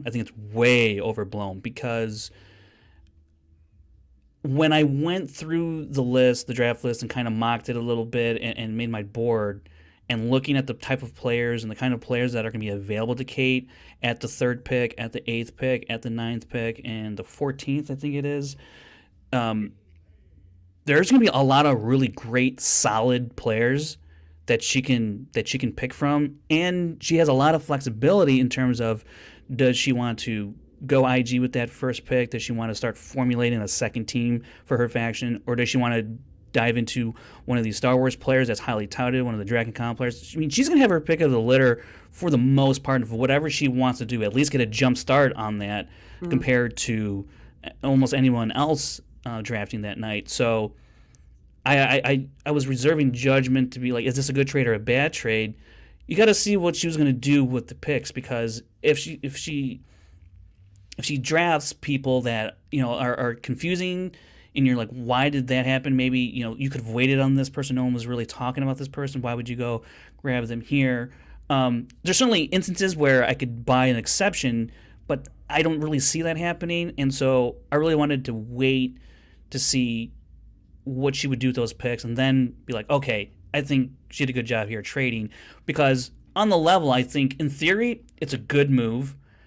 I do have an issue with Marisol reuniting with Adam Collins, if only because of kind of the reason we talked about, you know, them having a jump start, and they look to be a really, really tough team, and, you know, eventually or somewhere down the line, Kate might have to face deception, and she'll have to face a creation that she was part of that creation in a sense, and she might lose, you know, against that match, and then it's like, ooh, that's not really a look you want to have, per se. But like I said, I think it was the reaction to that on the negative side of it was way overblown, just because no one knows what she's going to do. And I thought she brought up a great point on backstage was, you mean to tell me there's no one in this draft that's at least of equal capability as Marisol, or if not better? There's no one that's on Marisol's level. You mean to tell me there's no one else? And I would have to disagree. There's at least one person. There's at least one person, and there's more than that. But there's at least one person that can do what Marisol does on an individual basis. Her real strength lies in how she teams up with Adam Collins. To me, that's where that's her real aspect that shines the most, and it's most beneficial to Adam Collins and herself as a team. On an individual singles basis, I think you look at, you know, Alonso Duralde, and you look at some of these other names that could be in there. Look, I know everyone's not really talking about Mark Riley, but look, Marisol's only played 2 singles matches and didn't have to put up too much of a fight against Bonnie really at all. And she faced Paul Oyama, who, if she wants to be somebody in this league, those are the types of levels of players she's going to have to play and win. Or, you know, win against. So, or at least put up like a really good showing. Yeah. And I thought she had a fine showing against Paul. As a rookie and someone who's doing this, you know, for the first time. But I think Kate's right. I mean, people are still going to say what they want to say just because they want to be right at the end of the day. But I think when we look at what she does with those picks, I think a majority of those people who probably were, you know, dogging on that trade, I think will probably come around a little bit, and hopefully, I think so. I think so. Well, I will say this about Kate. Kate is not the same manager that she was at the beginning of last season at all. Like, she got thrown into this with 2 weeks notice, something like that. Yeah, she had no idea what was going on. We took her under our wings, and we were helping her as much as we can. She's incredibly smart. I think the trade was a fantastic move on her part. The potential for she has the potential to land some of the top players still remaining before anybody has the chance to get 2 players. She's in a really good space. So I think that the trade overall is the best thing that she could have done for herself. It's what she does with those draws. Regardless of what she does, the trade was a good move. And now we'll see how much she's learned over this last year and how strong a position she puts herself in. Yeah, she has a great opportunity. What are you going to do with the opportunity now? Yeah, you know, exactly. That's what we're going to find out tomorrow night. Fingers crossed. He's gonna go. Now, I love to ask people this because, especially you, because I haven't gotten your opinion on this. Where do you think I should go? What faction? Yeah. And who would you team me up with? It's a good question. because I was specifically trying to not to think about who people should be teamed up with, because that's also more of a behind the scenes question as well that I'm not really privy to. Just okay, if you were any of the managers and you already have those top 3 that are already established, yeah, who would you try to draft me? Who do you think should draft me, and who do you think they should draft me with those teams in mind? With those teams in mind, with the faction I mean, right off the bat, I mean, like the point of having a jump start, with Goddard, compared to other seasoned teams or newer teams that are coming in, you would have a leg up in terms of how you guys work together, especially online. I think here's a crazy one, maybe crazy, but JTE's looking for a partner. That would be really fucking fun. I think it'd be really fun. And the Finstock Exchange, all those characters of the Barbarian, Roka. I think that would be a pretty fun landing spot for you, especially if you then also did team up with JTE. I think that dynamic would be pretty interesting between the both of you, just on your personalities alone. That would be really fun. Yeah. Mike, everybody knows what my reaction would be if I ended up on the Mercs and got teamed up with Kevin Smith. I don't know that anyone's going to get teamed up with Kevin Smith. First off, I mean, yes, but let's just live in the moment of the possibility that I could be teamed up with Kevin Smith. That would legitimately be pure joy. I would move back to LA instantly so that we could have study sessions at the place. Yeah. That would make me incredibly happy. Logistically, I don't know how involved Kev is going to be this year because he is starting production on 3 movies. Because and literally going back to back to back on those. I think they're starting with Mallrats 2, then straight into Clerks 3, and then straight into Moose Jaws. Which I have told him I will quit my entire life to work on his movies with him. He said that was okay. I just need to get the footage to back me up on that. Still working, still waiting to hear back from you guys. But no, I would, and I had Harloff on a few weeks ago and we talked about how fun it would be to, I would love to do a Kevin Smith off, but I think it would be really difficult to have a Kevin Smith off with Kevin Smith, against Kevin Smith. Yeah. Because that's just kind of cheating. But I did say that I would challenge Jericho to a Kevin Smith off with Kevin Smith at the table for a live event. That'd be cool. And I just want to make Jericho cry. I mean, I love him. He's wonderful. And he's just a big, strong man that I've loved and admired for my entire life practically. But you would love to break him is what you're saying. I want to break him in half. Yeah. He thinks he's big, but he wrestles boys that have waists the size of my thigh. So I've met them. Right. They're not as big as they think they are. They're just strong. And I have the weight behind me. I would love to play Kevin. I would love to play against Chris Jericho. I think he's fantastic. He's a great personality for this show. I think he really understands and gets it. I would love if we could incorporate more AEW wrestlers in because they're all incredibly smart and such nerds. I think it seems like it. I think Cody Rhodes, huge Star Wars nerd, and Star Wars and Harry Potter. Yeah, so you never know. I would love to do that, and then I would love to see an anime off between Emma and Perry and Kenny Omega. Because Kenny Omega is huge into anime and cool. He wrestled in Japan for 15 years or something that. He's super into the scene. I would love to do that, or even just do get back to some celebrity matches and have the Inner Circle versus SCU or being the Elite and because everybody lives in LA and just bring them in for a match and have fun. But again, studio. That's the key. Yeah, studio matches or live events, which would be. That first live event. Somebody said that they thought it was going to be an orgy. I'm like, yeah, there's going to be some pregnancies after that. Yeah, I mean. Mm-hmm. Yeah. I'll call in a favor. We can get sponsored by Trojan. It'll be fine. Literally one of the guys that I met on Warped Tour, his first name is Steve, but everybody just calls him Trojan Steve. because he worked for Trojan, and that's it. And he's amazing. Yeah, I think that there's some really good. I don't think that there's going to be a weak team this year. Yeah, I don't think so either. All. I really don't think so.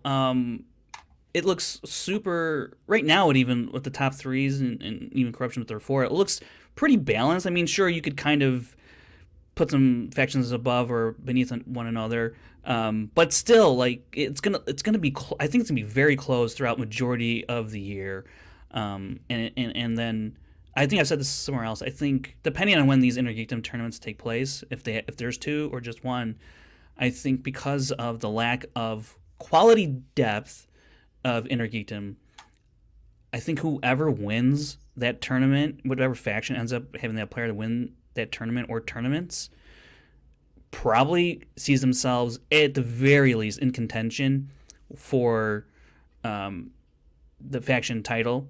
Mm-hmm. But I think ultimately that will help them get over the hump and be the faction champion. I think that's, or even in a more probably unlikely scenario, whatever faction has 2 finalists in a tournament, that could happen, and I could see that also lending itself to here's who the faction champion's going to be, because everything else is going to be super close throughout the whole year, I think. But if you can pull off some miracles in one of those 2 spots, I think you'll be sitting pretty good, which is kind of like an obvious thing to say, I guess, but I'm really hinging it on Intergeekdom just because some of these players are going to be able to roll right to the finals or semifinals, but you got to win the whole thing and then maybe even dethrone whether it's Chandru or Mara.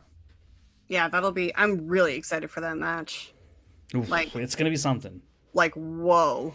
I'm excited to see Mara just come out from this retirement that she's been in and just like teeth gnashing. I wonder if it's a good thing that it's not at a live event or even a studio match, because like I don't know, like I mean, does like the juices get overrun? Like, does it get you so hyped that you're kind of out of your mind? I don't know if that would affect Chandru or Mara or make her nervous or anxious for either of them. But because it's in your own home, maybe it's a little more subdued. But like if this was like the first live event back, huge title, I mean, that's a big spot to come back in just in general. And then you got to face Chandru, who's proven to be, really, really good. He is. I will never say anything against that. He is a phenomenal player. It's terrifying. The other part I'm not going to comment on because I don't know where I'm going to end up until tomorrow. So, yep. Okay. Yeah, I do. Chris, I'm going to guess that's a plus. Like, that's a good thing. Okay. The Red Ranger was always somebody that I had a crush on growing up, I think, if I remember correctly. So, I mean, Red Ranger was kind of one of my favorite Power Rangers. He was like alpha, right? Like he was like the leader. Yeah, it was like him and Tommy. It was like Jason and Tommy, I think their names. Yeah. So, I mean, yeah, I like being in the den. I love it, but I'll play my heart out for whoever drafts me. I think Rachel, you would fit in a lot of places. Yeah.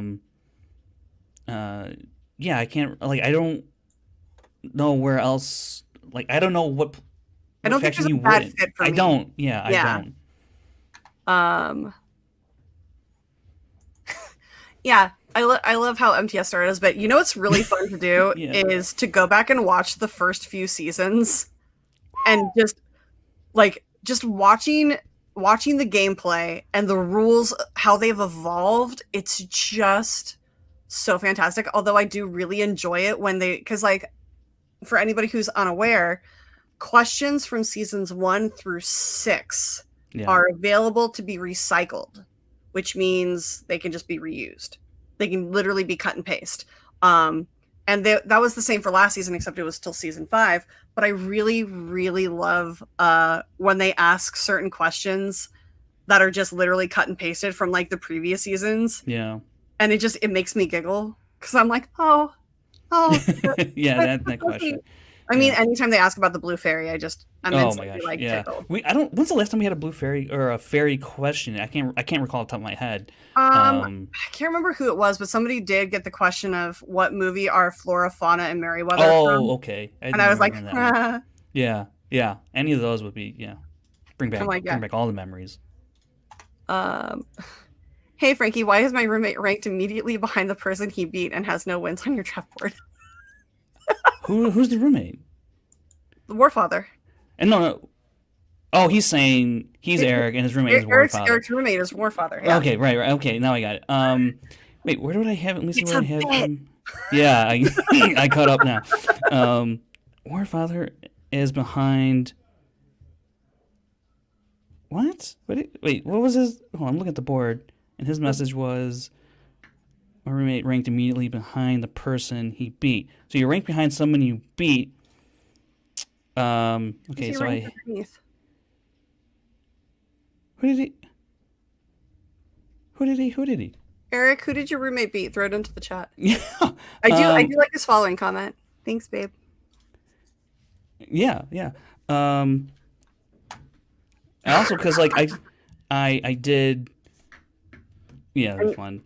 Jedi 'Cause makes sense. You might, depending on who drafts me, you might see a very different side of the Switchblade come out this year. Just saying. I'll still be my sweet self here. Because like the way that I kind of group these players, it's not so Was it much Claudia that. Dolph? Yeah, that's what I was thinking. I wasn't sure if it was Claudia Delphi or not. So I think that one. Did she have? Or was that? I sometimes I get mixed. Oh, Clee was. So then Claudia Delphi had like that stellar round two. I think it was. She like swept musicals. Swept. Yeah, right. I love that everyone's like, "Oh my god, she swept musicals," and I'm like, that just shows how uneducated you are. Like, go see a fucking movie. Go see a musical. Like, oh my god.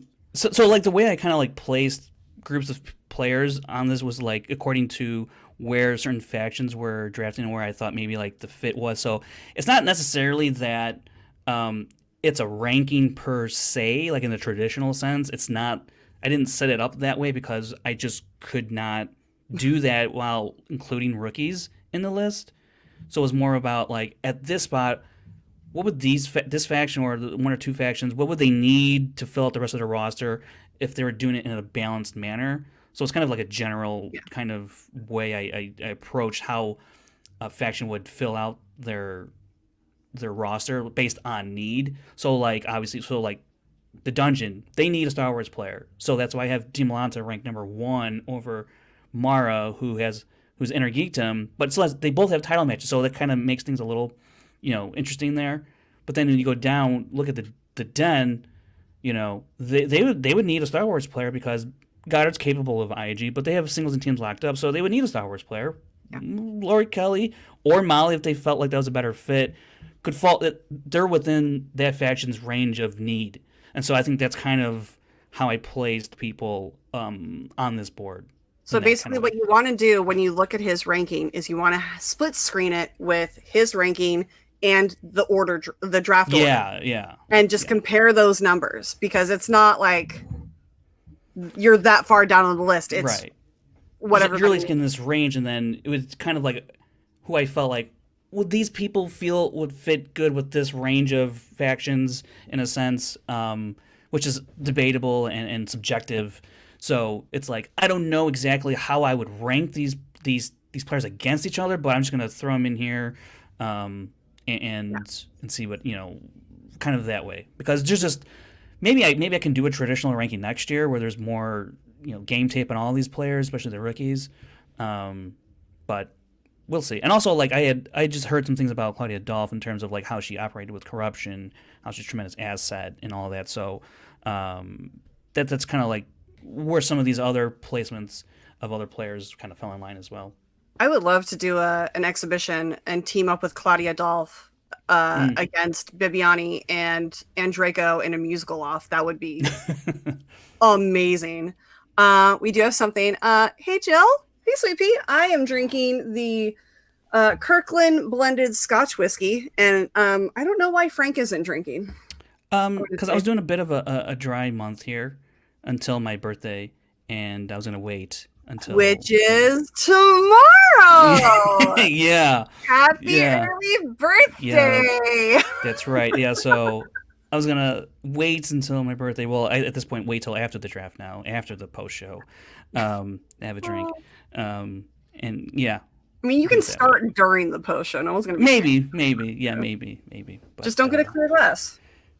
Yeah. Feel like it's water. It's fine. Yeah, I'll try. Just pull I'm the just high school and just be like, it's water. It's water. yeah. I'm trying to be professional. I'm on the I got I don't know the higher ups, they might be watching. You never know. No one watches this show. It's fine.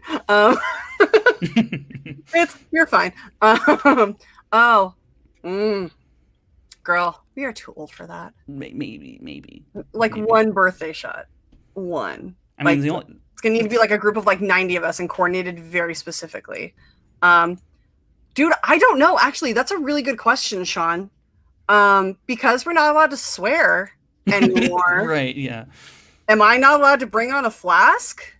I would say definitely not on camera. But I was able to. Maybe. I don't know. I would just like to keep, well, depending on who drafts me, depends on how my character work develops. And if I get to be a drunk, sassy, evil heel, then that's when I'm gonna do it. Yeah, I don't think the Schmoedown wants people heavily inebriated playing during their matches. I mean, and no competitor is going to want to be drunk. Right.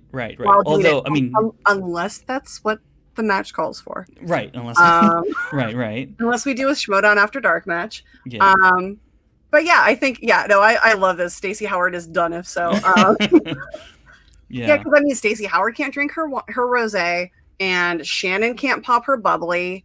Yeah, I think if it's within reason, I think. Yeah. No one's getting sloppy ass drunk up there. I don't think these days. Because look, this show has we're coming in sloppy ass drunk. Like this show has sponsors now. So like, if y'all haven't noticed, so unless Budweiser is, the sponsor, I just random. I like Budweiser. I don't. I don't care for it. I mean, I drink it if it was given to me. It's free, but I remember having. Oh, but I remember having Pabst Blue Ribbon as a backline sponsor for Warped Tour one year, and I swear to God, for 3 years after, if I smelled a PBR, I would literally run away, and that was like the summer of. It's PBR. I know it's good. It's a really good beer. But when you drink it every day and smell it every day, coming through the pores of people at 8 o'clock in the morning, because it's 100 degrees outside already, it is. There's a bar back home in Chicago that I go to all the time with my friend. It was called Matchbox. They have very heavy pores. And right next to it, or right there, was the Silver Palm, and it was actually on one of those like Food Network shows. I forget which one. It was who did it? What's his name? Was it Bar Rescue? Maybe Bar Rescue, but I think Diners, Drive-Ins, and Dives. No. I'm trying to think of the person. No, it wasn't Bar Rescue then. It was it Parts Unknown? Anthony Bourdain. He went in there, and they had like this pork type of sandwich, and he crowned it as like the best thing in the entire country, if not world. And so it was like this place. But anyways, so the Matchbox is right next to it, and it's one of the smallest bars in Chicago. Literally, you walk in, there's the bar, and you can probably fit two people side by side walking down. And then here's the entrance. As you get farther, further in, yeah, there you go. Further in, it gets narrow and narrow and narrower, and so basically you're sitting at the bar and your back is against the wall. But there they would serve $2 tall boy PBRs, and let me tell you, it was a great way to spend $10. Yes, great way to spend $10. And this bar was like right down the street from my friend's place. I miss it so much because I don't know I could find a $2 PBR out in LA. Well, they named it Matchbox because it was the size of a matchbox. I mean, yeah, that makes sense. Like I remember getting incredibly wasted there one time, and talking to the owner, and he was like, yeah, I bought this place. It's been a staple, blah blah blah, and like, yeah, it's just so small that like the owner was drunk, and like I guess the guy who got it like and named it Matchbox like won it from like a poker tournament. Mm-hmm. And like he was like, well, what are you gonna name me? He's like, well, it's fucking small as a matchbox, and like that's how it was. Like it was. I see the comment. HD, did it fit 20 people? Probably like Skinny 30. ones. Probably like 30, 35 people. But like I think Yeah. for like bigger like sporting events or just like crazy nights, like it's just I mean, you're just rubbing up against people and just like you're moving past people. I mean, there's like a outdoor seating area, but like if you're inside and during the winter, during normal times, everyone's like right on top of each other. Everyone's getting just hammered, and they have really good apple martinis. It's the definition of nuts to butts. Like it is. Yeah. You are Yeah. in other people's like. Oh man, I love But it. no, I get it. I get it. Yeah, it was a bad Matchbox 20. I love it. I get you. Wait, what's going on? I missed a whole bunch. Oh, I love the PBR joke. Yeah, I didn't know there was another PBR until only a few years back. Oh no, yeah.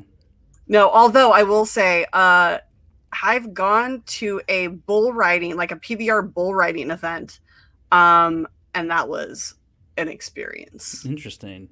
Oh, it's so much fun.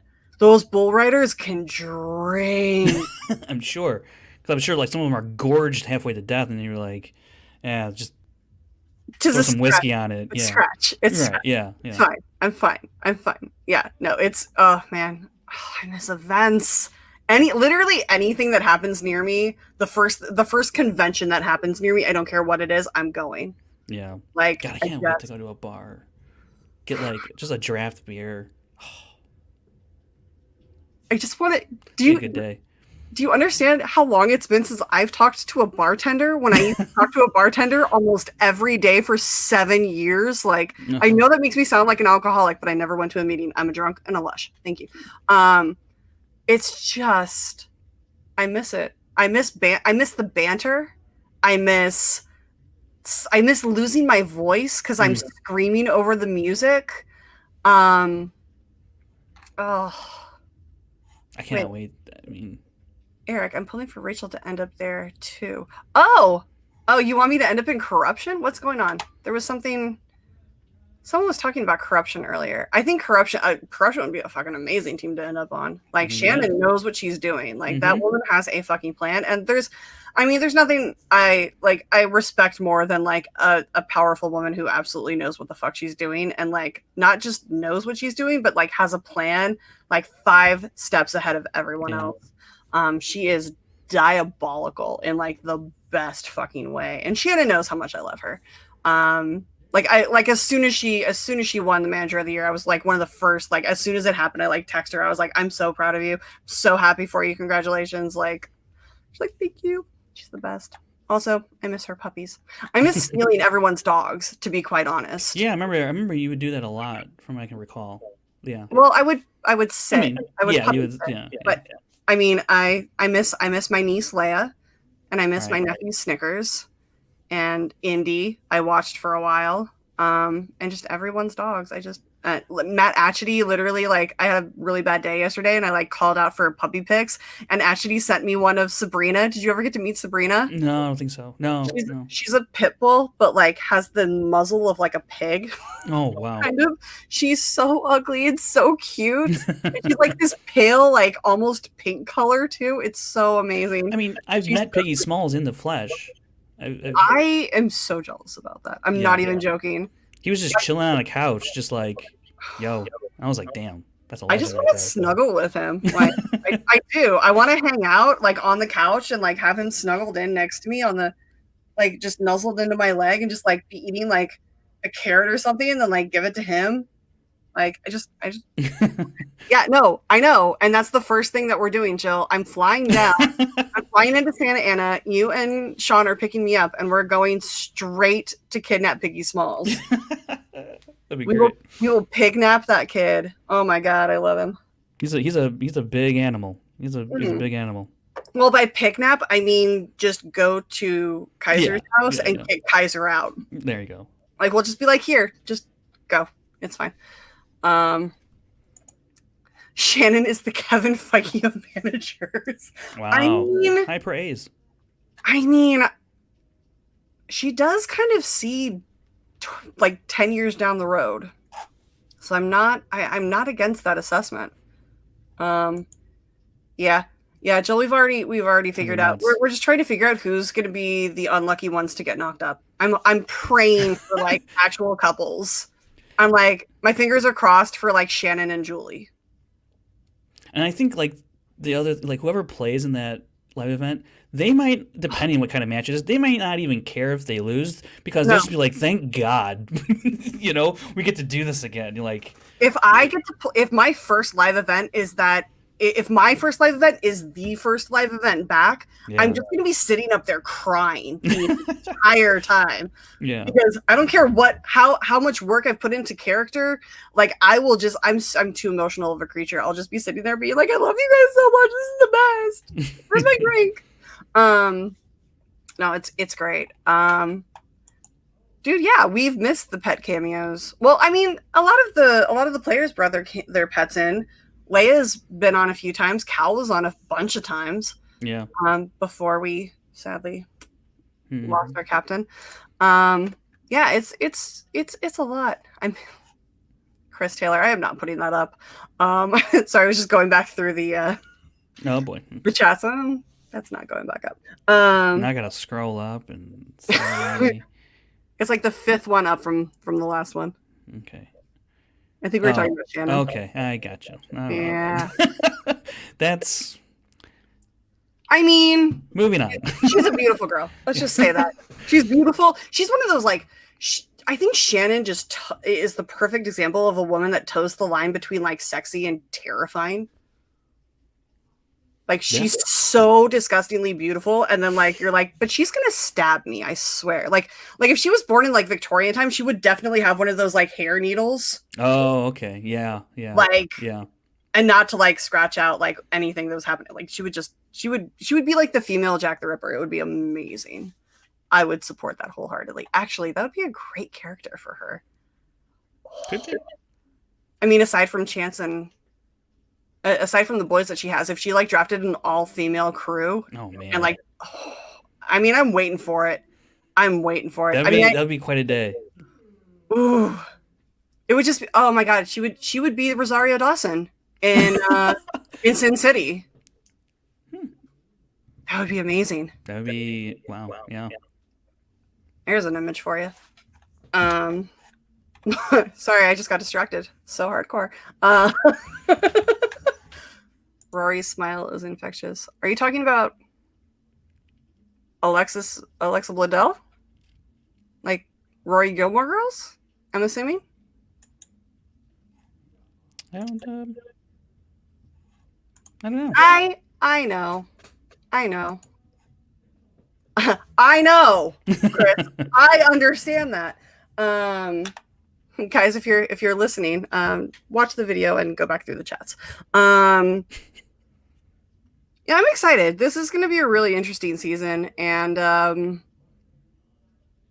really excited. Like everybody's super excited to get back into studio and to see each other, because it was literally like, for a lot of us who are, I mean, we're still nerds at heart, you know. We kind of sequester ourselves during the week, and we do our work, and then we come home or like go to movies, and then we like play video games or, you know, whatever. But like we don't go out during the week, and then these tapings were our time to get together and hang out with each other and like socialize and get to see each other. And like literally this Schmoedown became a family for a lot of us. So it's very important to get back to all of this. So much so that I was like, you know what? I could move across the country for this.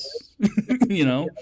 I mean, I literally once I decided that I was going to stop touring, I was like, well, where am I going to move? Because I could move anywhere and do any job. And I was like, you know what?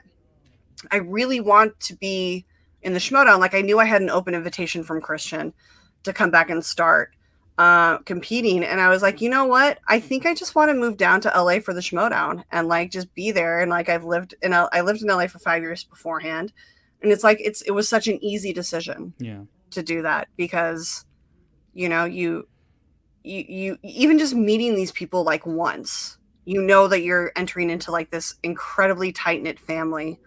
That just it's so nice. Yeah, dude, I miss going to the movies. There were literally times after some of these tapings that Alex, I'm sure, won't mind me telling this story. But like we would all go over to Barney's across the street and get drinks, and then at some point, Alex Marsonia would be like, "All right, guys, I'm gonna go see a movie." I'm like, literally go up the stairs to the AMC Burbank, go see a movie, and then come out and like join back up with us 2 hours later. And he'd be like, "You're still here?" And we're like, "It's only 11." Yeah. Or he'd literally go see a movie and then come to the studio like beforehand. You know, he'd see like a 10 o'clock, 10:30 movie, whatever, and then come and then walk into the taping. That dude would go see so many movies. Oh my gosh, so many movies. I will say this: I first of all, I love Alex. Like I had him on the show right before his last live event. I love him so much, and living with him was so much fun. But it was so interesting, like living with him, because you literally get to see just how many movies he watches in such different categories. Like he went through a massive French noir phase. Like he was coming out like mumbling to himself in French. And I was like, "What are you doing?" And he's like, "Oh, sorry, I was just watching this French noir, like French New Wave movie," and blah blah blah. And I was like, "Oh my god." And then he like sits you down and like shows you, he would come out some days and be like, "So I'm gonna watch Portrait of a Girl on Fire. Do you want to watch it out here with me, or I can watch it in my room? It's totally fine." I'm like, "No, let's watch it together." And like normally I would be like, "Oh yeah, I'll watch it eventually." But because he was there, he would like sit me down and be like, "Oh, this is the movie we're gonna watch." I'm like, "Yes." Nice. Make me watch the movies I'm never gonna watch again. Yeah, sometimes you need those people to be like, I never would have watched this without them, even though I know I probably would have enjoyed it anyways. But because of them, you know, I'll watch it. Yeah. Yeah, but I love that movie. I think it's one of the best movies of the year. Like he's exposed me to so many different movies. And honestly, if you don't draft him next year, it would be a big mistake. He's really, really good, guys. Like, yeah. He still technically would be a rookie because he didn't play last year. Yeah, he didn't play last year. Like that was the sad part, is that he got drafted to the Den because like Kate was talking to us after the draft, and she's like, "Who do you think would be a really good pick for us?" And like both Brandon and I were in the Den at the time, and we're like, "You have to make it a Den household." Like, yeah.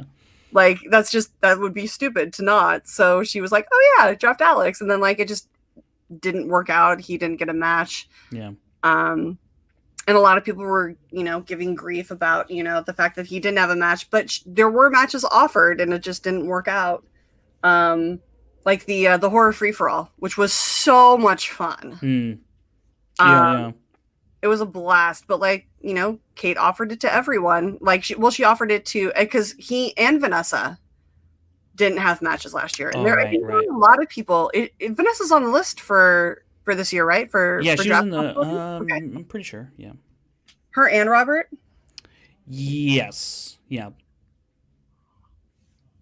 Because they're both really, really good, but like the way that it worked out, like we're still stumbling through trying to figure out how to make team matches work and everything. Yeah. And so, like when the horror free for all rolled around, she was like, "Well, I offered it to Alex and Vanessa, and they don't want to do it." And I'm like, "Well, if nobody else wants to, I will be a last resort." She's like, "Great, so Rachel's gonna do it." And I'm like, "No!" I'm like, I hate horror movies. Horror movies with children scare me so badly.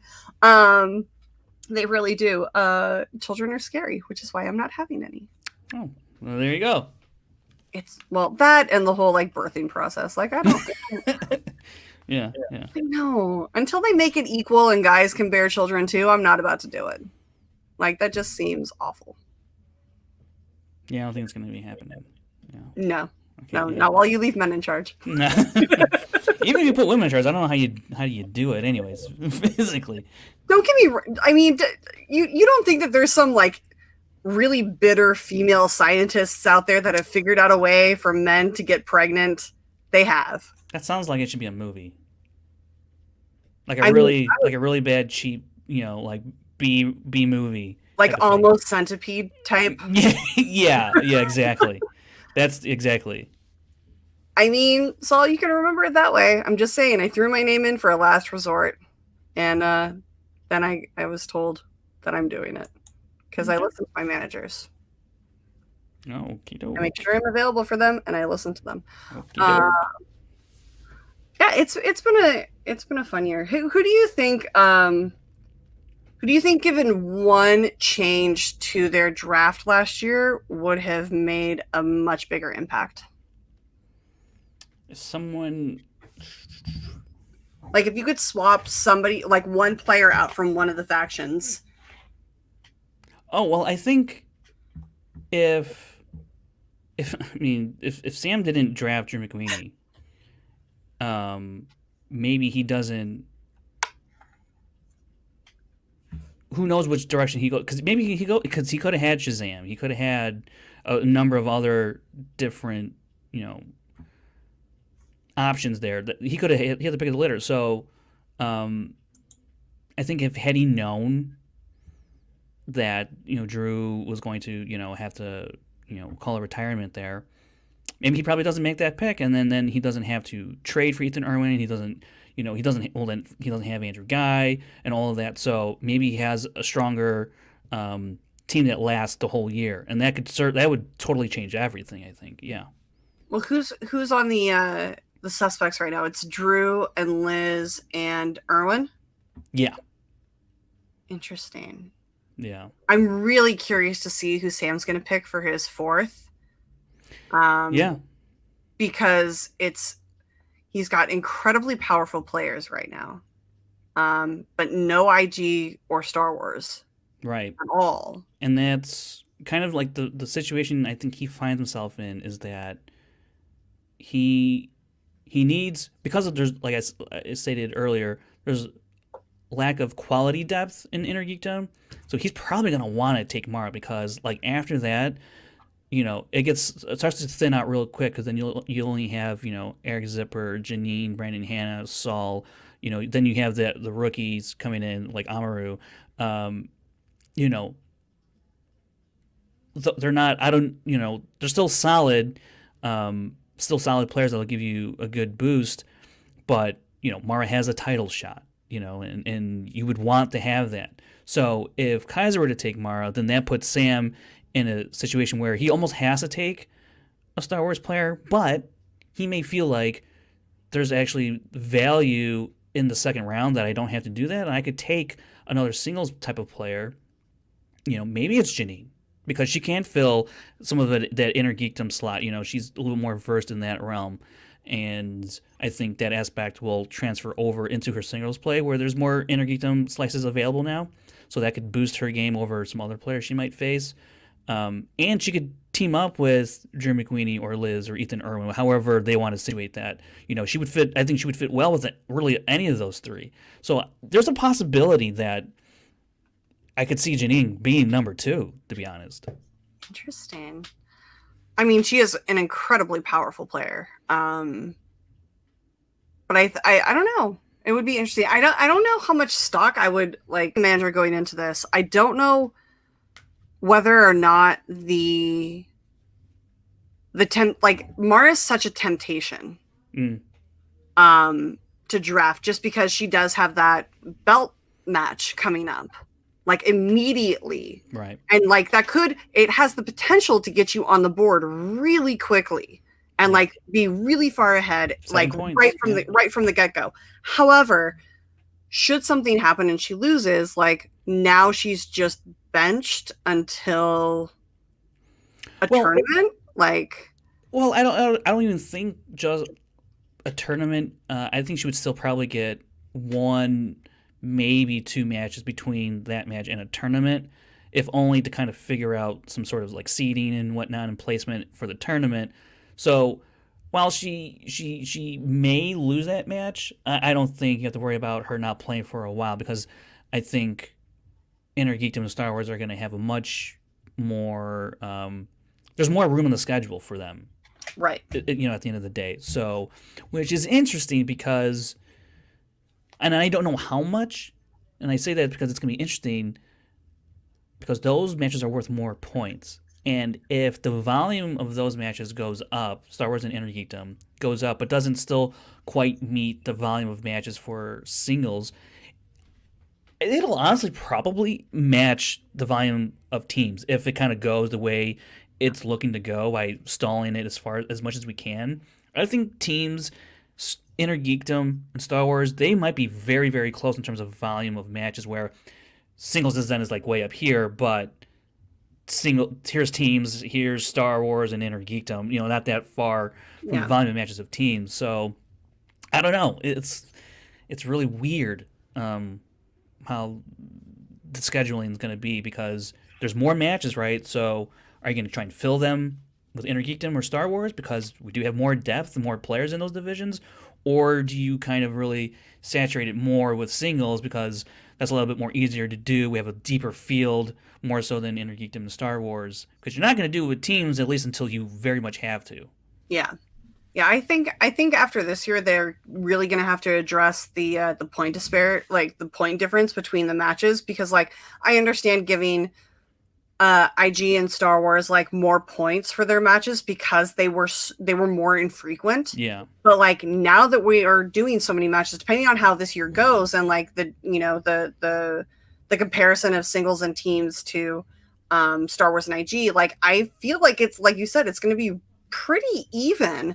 So if yeah, that's the case going next year, like they might have to really address those points, because putting a higher level of points on one division over the other, like it skews views, I think. yeah. If you're, It'll skew how because if each sections are division has an made. Yeah, equal, yeah, if each division has an equal opportunity to play, then each match should be an equal right. point value. Saul does bring up a good point. I keep hearing how the IG division is thinner or more shallow this year, aside from the unfortunate hiatus of Kevin, who is not coming back, that was there this year when it wasn't considered thin. So I'm phrasing it as quality as opposed to the depth, quality of depth. Quality and Um, experience. yeah, as opposed to there still is a larger pool of those Inner Geekdom players, but I think the quality is much smaller compared to the overall pool of players. Not that there's less players, I just think high quality because Chandru, Smets, Kalinowski, and the like of those, they've set a bar so high that there's not a lot of players that are able to meet. You look at someone like Brandon Hanna, who has a high accuracy rate, but doesn't have the wins to show for it. Hasn't had a number contender match. Like the bar is really really high, and Brandon Hanna plays at a pretty high level compared to most of the division, but hasn't even been able to really crack the upper echelon, right? Whereas in Star Wars, everyone in those matches is going to be separated by one question or two questions. Everyone's ability is so high, right? And it's going to be deep this year with more players because I do have more faith in the rookies, incoming rookies, if only because it's a specialized division. It's one franchise, whereas Inner Kingdom is spread out, amongst different franchises. So I think that's where the difference in terms of there's the quality of depth related to Star Wars and Inner Geekdom are two different. They're diametrically opposed almost in that sense. Well, I mean, I definitely understand where Saul's coming from, because like Saul and Janine, like they only had like one match apiece, and like a bunch of others, they like, as somebody new to that division, they only had one match, and like that was it for their entire season. So Yeah. like they didn't really have the chance to show off what they knew and like how deadly they could be. So like I know that a lot of people are underestimating players like them because they haven't had the opportunity to display their knowledge base. And so like I think that those two players are that On those the levels of players are incredibly dangerous and incredibly valuable to people who have those top few picks.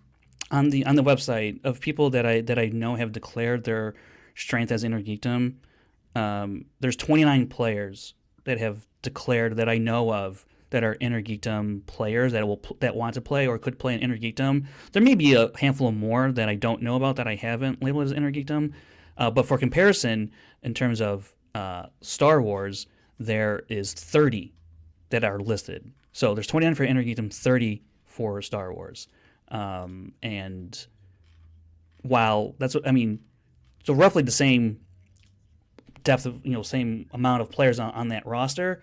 I just think that the competition level will be way more competitive in terms of throughout the roster for Star Wars than it will be for Inner Geekdom.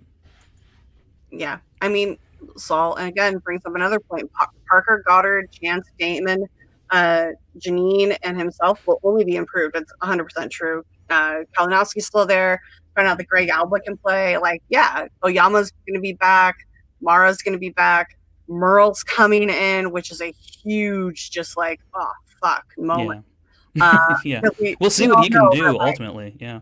Yeah. Well, I mean, with him and Mara being able to study off of each other, like the amount of knowledge that you can just absorb from somebody that you live with and like are with all the time, like that knowledge just like seeps into your pores by osmosis. Like, yeah.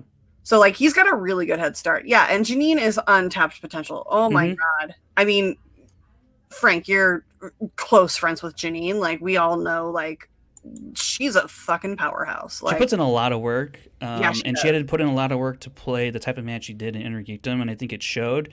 It was just one of those unfortunate kind of matches that went that way for her, especially with that question she got with the DC one, where it was just kind of the lack of Inner Geekdom experience and how you prepare that kind of bit her in the end, because she certainly put in the work to play that type of match, and I think even going forward, as I said earlier, with Inner Geekdom slices now being allowed into singles matches, she's done a lot of that legwork, and that's not exactly true. There is an Inner Geekdom slice. Well, right. What I'm saying is that like she can have that advantage over a healthy amount of players that she faces, because they haven't done like a dive into Inner Geekdom the way she has. Yeah.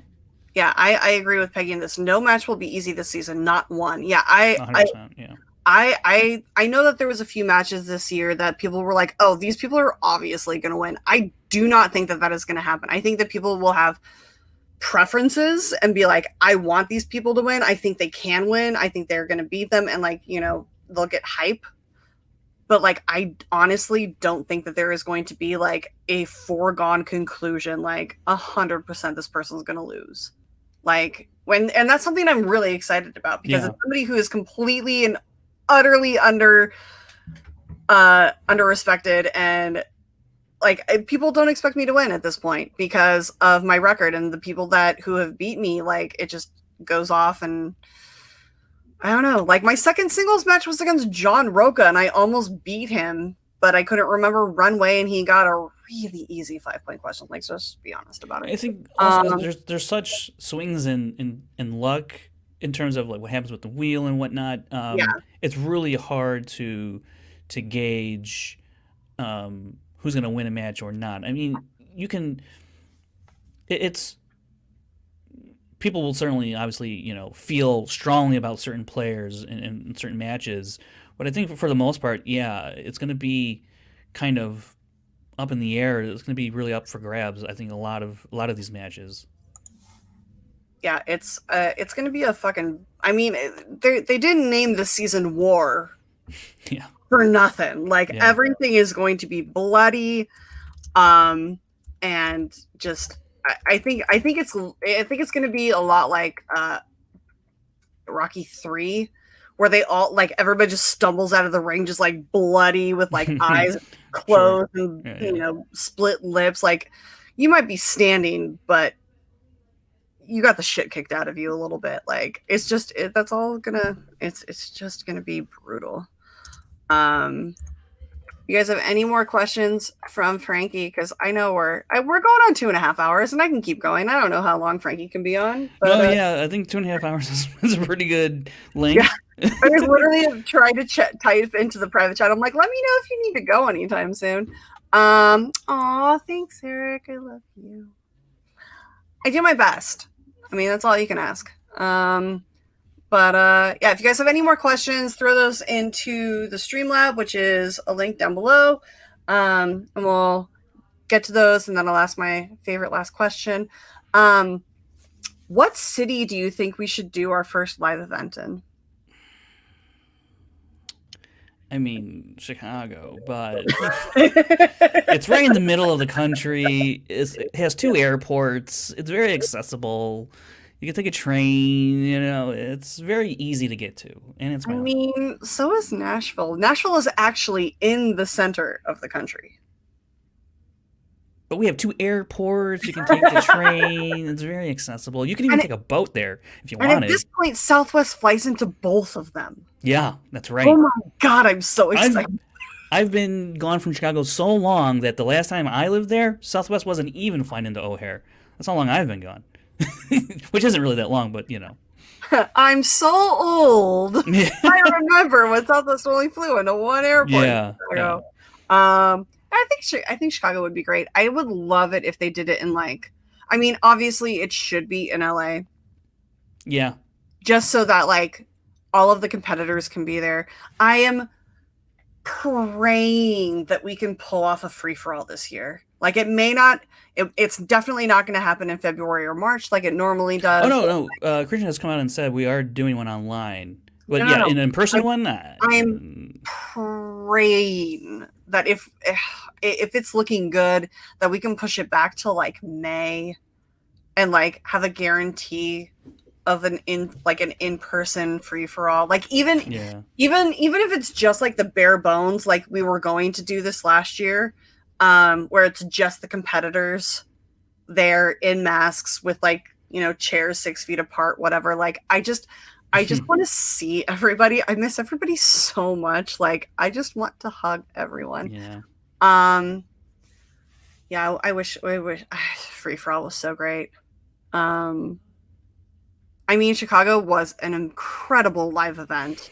We would have to Was find a nuts, new yeah. venue because that backstage was so small.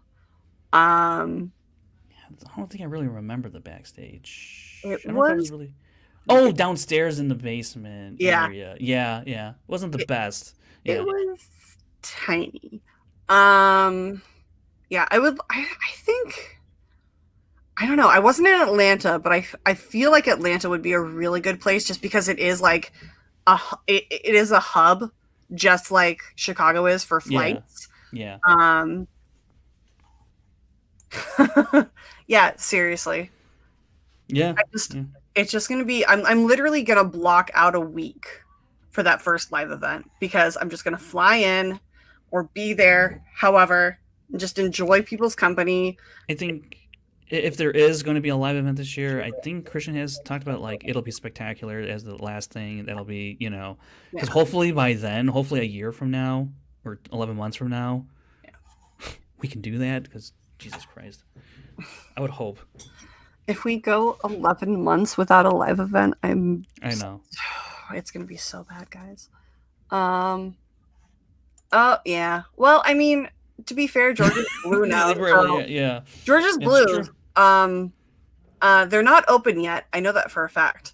Um But yeah, it would be 10 months because it's in November or like the first week of December. Oh, yeah, yeah, yeah. Yeah, that's fair.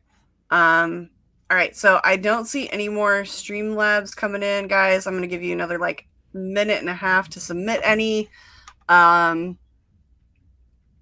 what would be the first band you go see after all of this? Like, what band do you like want to like? Foo Fighters. Yes. I've never seen them in person. I've wanted to. Like last time they were at Wrigley, last night they were at Lollapalooza. I didn't get to see them. They did this like I don't know, it was probably like 2013 or something like that, 2012 or 14 maybe, or 2015, somewhere in there. They were doing sort of like a small show at the Cubby Bear, and it was like $20 tickets, but there's only selling like 100 and something, and so you had to go online and try and buy them. I remember the guy I was working with at the time, who's also my roommate at the time, tried to get tickets, and they were just gone in like 20 seconds. It was crazy. That Um, sounds way too long. yeah, That sounds like but 19 seconds too long. yeah, but I mean, I would kill to go see the Foo Fighters. Yeah, I am the same. The Foo Fighters are the one band that I have yet to see that are still together and still alive. Yeah, But because I've been touring and traveling my entire adult life, basically, like it's never worked out. But I have met Dave, and I oh did really? speak with him one-on-one when I was That's living cool. in LA. I know you guys have heard this story, but I'm gonna tell Frank. When I first moved down to LA when I was like 20 years old, I was living in Tarzana in the Valley, and about a block and a half north of my apartment was Palladino's, which is like this really shitty bar live event place. Like they would have like bands there, but they were like they were like Journey cover bands and shit like that. Like it was fun, but it was like nobody big, like no names, like no actual bands would tour through there. And so I went over one night. It was like a Tuesday or a Wednesday, and I went to see my friend who was bartending at like 1 o'clock in the morning. And I go to the bar and I'm sitting there and we're talking and chatting. She goes off to like clean something or grab something from the back room. And I hear this voice singing from the performance side of the venue. And I'm like, I know that voice. So I take my drink and I go into the performance area, and there's like this old couple making out in the corner because it's that kind of place. Because it like there's like tables and chairs and everything. Like it's not like a venue, you know, like it's like, oh, here's a table, sit down, and we have waitresses and shit. So I went and like sat at this table like right in front of the stage. And there's this guy with like this cowboy hat on with like long scraggly brown hair and a long like unkempt beard and sunglasses, and he's got a guitar and he's just singing into this mic. And I'm like, I don't know this song, but I know this voice. And I'm like trying to figure out who it is, and I'm also a little drunk. And he takes his glasses off and puts them down on the stage, and he looks up and we make eye contact. And I'm like, oh my God. Like in my head, I'm like, oh my God, that's Dave Grohl. Oh my God, that's Dave Grohl. And like he sees the recognition in my eyes, and like we have this whole unspoken conversation of like, please don't say who I am. And I'm like, I'm not, but I love you. Oh my God, please don't freak out. I'm like, I'm trying not to. Like it was like this millisecond conversation between the two of us. And so I finally like leaned forward and I was like, do you want a drink? And he goes, I'll take a Budweiser. I'm like, I'll be right back. So I go and I grab a Budweiser and I bring it to him, and he's playing these songs that I've never heard before. And then like two or three songs later, he like takes off the guitar, puts it down, and like sits down at the table with me. And I had like another beer waiting for him. And we just start talking, and he's like the nicest guy. And they were recording Skin and Bones at the time. And apparently he uses that stage to like hear what the songs sound like in a venue. Yeah. Okay. And I was like, oh my God. And this was literally like a month after the Rolling Stone interview where he had like a birthday where he had just had his birthday that passed the age where Kurt Cobain had died. And he was like it was this really beautiful interview talking about like his relationship with his kids and like his relationship with Courtney and their daughter and like all of it. Like it was just this really great interview, and we like sat down and talked about this whole thing. He's the nicest man. He's so sweet, and I am such a big fan. And it's the one band that I haven't gotten to see live yet. Yeah. And like I would literally like if Kevin Smith says that he wants me to work on his movies, I will drop everything in my life to go work on those movies with him. If I get a call saying that I'm going to go on tour with Foo Fighters, I will drop fucking everything to go on tour with Foo Fighters because I love them so much. They're just, and they're also like old, so they're not going to like party, you know? So I don't have to worry about like some coked out drummer like banging on my door at like 4 o'clock in the morning because he accidentally killed a stripper. Like I'm not going to have to deal with that again. Yeah. Okay. It's fine. I've lived a life. It's sad and long. That's why I feel like I'm 90. All right, so we don't have any more Streamlabs. So it's getting a little late. So I'm going to close this out by asking my favorite last question. Ooh. It's from one of my favorite movies of all time, American. Wow, I just almost said American Pie. It is not my favorite movie. It's Almost Famous. Do you have to be happy to write a love song? Do you have to be sad to write a sad song? What is it that you love about music? I think it can really accentuate my mood that I'm in. Like if I'm, and like if I'm like, you know what, if a mood that I want to be in, even, you know, like, you know what, no, I need something upbeat. You know, I'll throw in something, you know, that I feel like, you know, will get me, you know, in a good mood. Or if I just kind of like, you know, like I'm having like kind of then I need like a boost, you know, maybe put on some like, you know, Metallica and just, you know, fucking just like rage, you know. It just I think what it does for like my mood, it just can enhance it or accentuate, you know. Or if I want to be like contemplative, you know, throw on, some sort of, maybe like a movie soundtrack or something like that, that I feel like would hit the spot there, I just think what it really does for moods, at least for me personally, is something that I definitely use music for, definitely. All right. Well, I'm gonna go off script. What song do you think is gonna exemplify tomorrow evening? Oh, what song?